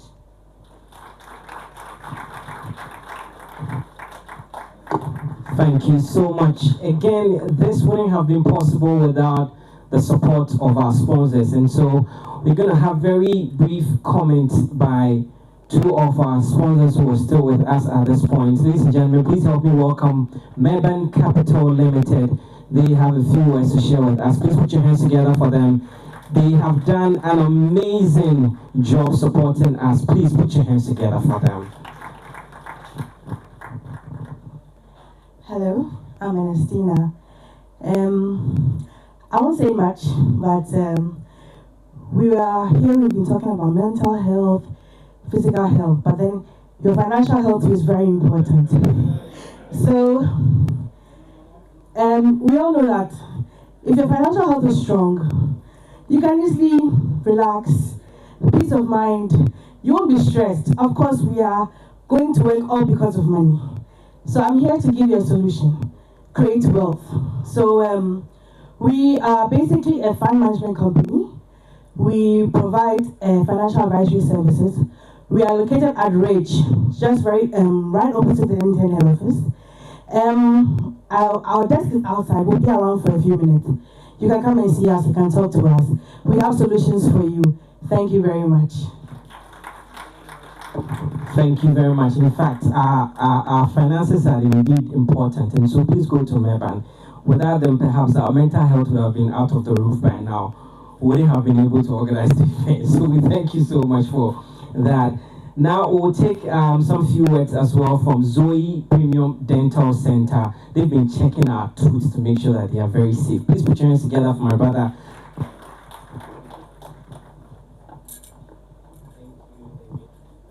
Hello, good afternoon. I know you are tired and I'll make it very brief. Who knows the most popular non-communicable disease in the world? For a free dental session and dental kits from Zoe Premium Dental. This is not a quiz, this is just engagement. The most popular, the most commonest non-communicable disease in the world. How can a smile be a disease? Any other person? Close. Oh yeah, dental kits. We are done come. But it's not halitosis. Who else? Last person. Last person. You didn't get the question. He said halitosis. That's bad breath. But the question is the most commonest non-communicable disease in the world. Tooth decay. Who said tooth decay? It's not. You're all close. It means I'm owing a lot of people dental kits today. Who said tooth decay? You. The lady here? Him? Tooth decay. It's not it, but I still owe you a dental kit. Last person. Please, when you're done, come over to our stand, so I'll give you a dental kit. Last person. I can see my boss seated at the far back. Mr. K, shout out to you. I salute you, boss. Last person, let's be brief about this. hypertension. No. It's something surrounding dental caries. You know about dental caries, right? As I said, 2DK is very close. It's the most commonest non-communicable disease in the world. At Zoe Dental, we promise to provide you with healthier smiles. I always give this scenario. Imagine if you are at work with a colleague and the colleague is experiencing bad breath or halitosis. Will you be confident enough to tell the person to fix the issue? Hey, maybe you report to me that I have bad breath, I'll report you to HR. Because it's not of a business. But you see, these are very sensitive issues. So I'm taking you a very small breakdown on the data we took over here. So today we attended to roughly 75 individuals. And out of the 75 individuals, we have a majority of 49 experiencing dental caries. Only roughly about 17 have a fair oral hygiene index. So this means is that it's very alarming for our oral hygiene. We should take it serious. Zoe Premium Dental is located at Jowulu. So we provide all kinds of services from your teeth cleaning to your filling. These are primary things. Let me go to the bougie ones. You've heard about veneers, right? You're not okay with your teeth alignment. You're not okay with your teeth appearance. You come in for aligners, you come in for braces, you come in for composite bonding. Think anything about giving that $1 billion smile in the boardroom, in the workplace, and signing that contract. Because we all believe that smiles do the magic, right? Hello. So I owe two people dental kits. Mr. Kane, I owe you a dental kit today. Thank you very much for your time. The name is Kofi George. Thank you. Thank you so much, my brother Kofi. We'll take a final message from MAP International Hospital. They've also been supporting us with, our checks. I know a lot of you did go to their stand. So please put your hands together for MAPS. They've been doing the free health screening for us. Oh, please celebrate them, celebrate them.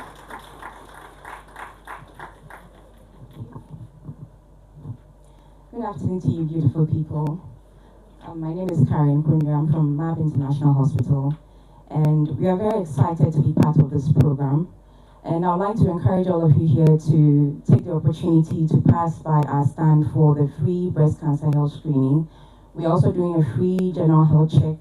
So you can have your blood pressure checked, you can check your blood glucose, you can also have your hepatitis B status checked, and then take the vaccine shot as well. And if you're looking for us, we are located at Akuma Namiche, last stop. And we do anything healthcare. We have recruitment screening packages for corporate organizations. We also have corporate health screening packages as well, as we are all concerned talking about mental health and the importance of non-communicable diseases in our health places.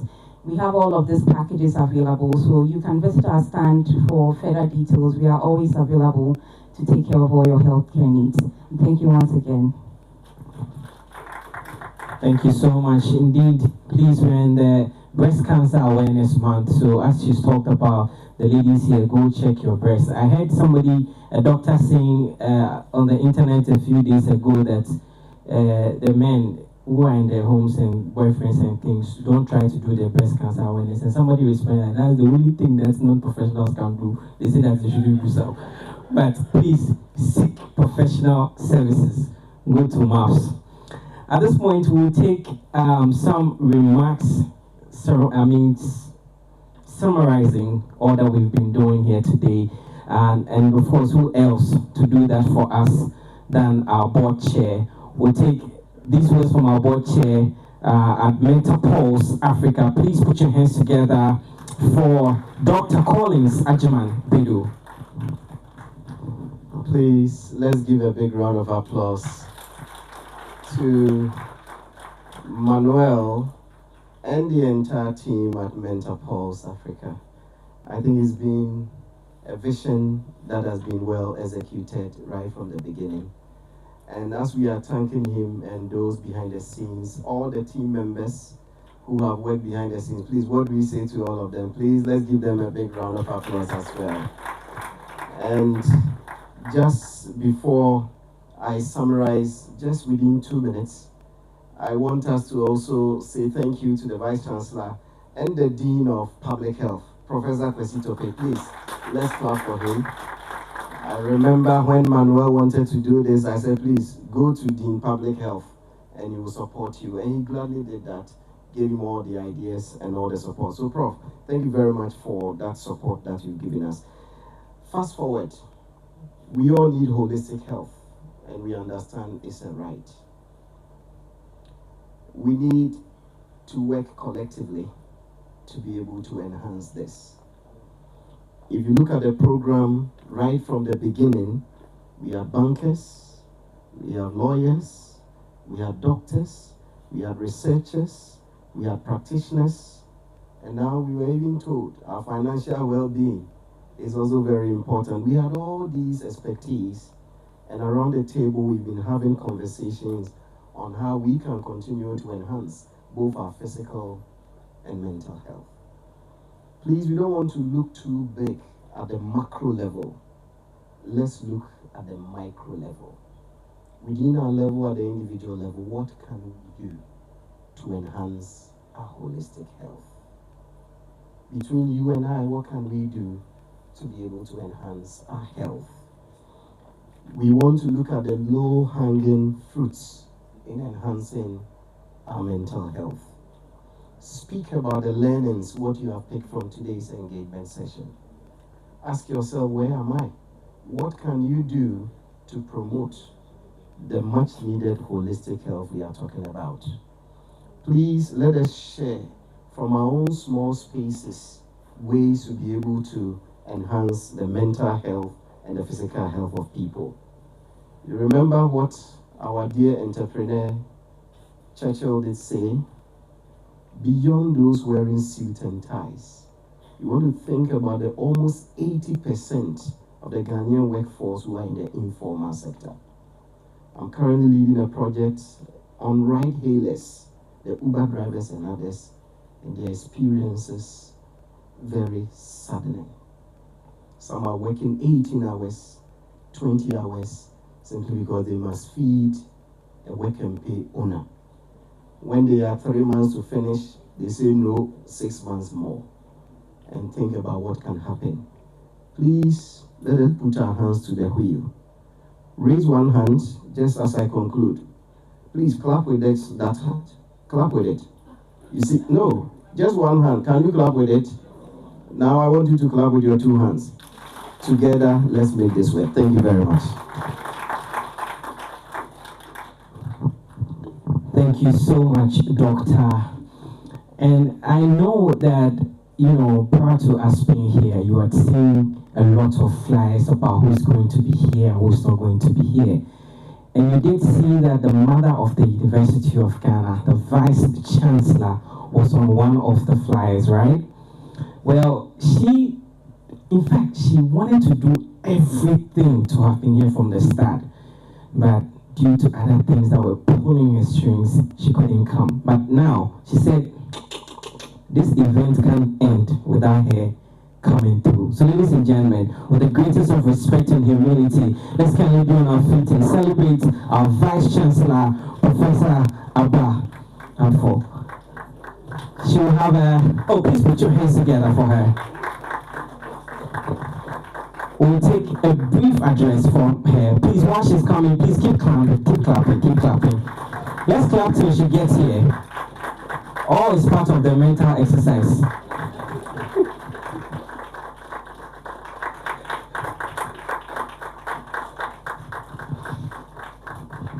Thank you, David. Oh, please be seated. I'm not sure what I'm doing up here. Because I came in just when he was concluding, and so I do believe that you've had a full day. You've raised all the issues pertaining to our health and our labor practices. I just want to commend the organizers for this program, MetaPulse Africa. Very often we have programs which talk about our well-being, our health, how do we keep healthy, etc. We also have programs about how, we can be very productive citizens. We can even be high flyers and all of those. But it's not very often that we find this intersection between our labor practices and our well-being, our health. And so it is for that reason why I want to commend the organizers, Manuel and your team. You've done a great job. I've had a full tasking day somewhere, Dr. ABC, and probably know where I'm coming from. But I just thought that I needed to show up, even if it's at the end of it, to indicate my commitment and our commitment as a university. You've seen, you know, big people from the university here, and to indicate our commitment, of course, from UGMC very soon become mine too. So,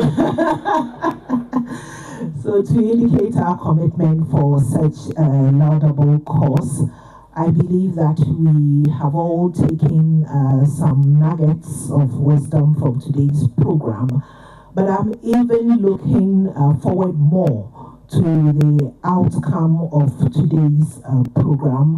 What are the next steps? What is it that we can do? What is it that we can put down?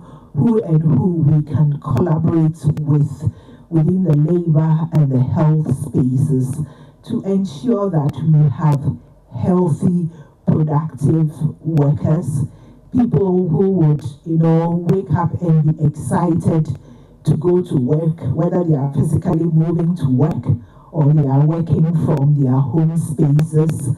We will be excited to give off our very best. Whether we like it or not, there is a correlation between healthy lives and productive workers. So on that very closing note, because you already had a closing note, I once again want to commend you all, the organizers, the speakers, and you, the participants, because I don't know how it was going to be with all of the preparation that went into this if we didn't have the participants here today. So congratulations, Manuel and team, and thank you all for showing up. God bless you. Thank you so much. Please, I think we can.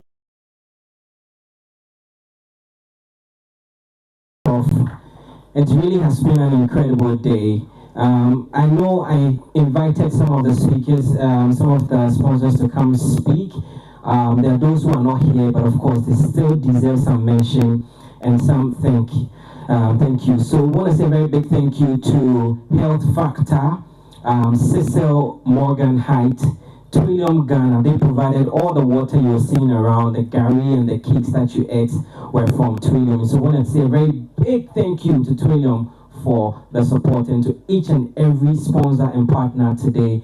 Your support has really aided in making this a big success. But we did hear from the board chair before, from the chairperson of this program before we started, and we cannot go without hearing from him again what he has to say that we can take home. So please, ladies and gentlemen, let's kindly put our hands together and welcome the chair for the program to share with us his very final remarks. Please put your hands together for Doc.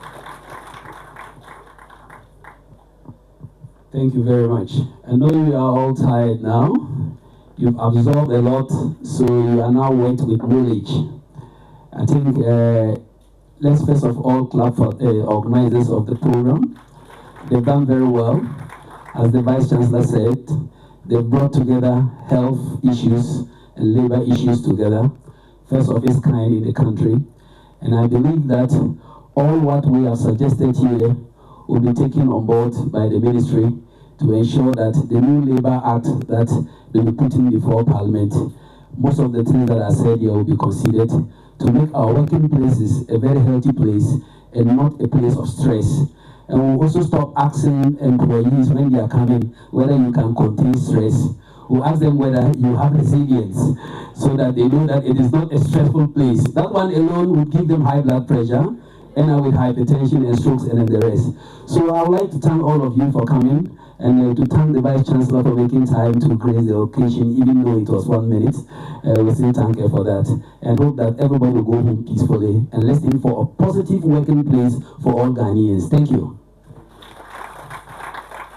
Thank you so much, Dr. Anaba. This is where we draw the curtains. Thank you also so much for your incredible support to our speakers, the Vice Chancellor, Dr. Anaba, and to our board chair.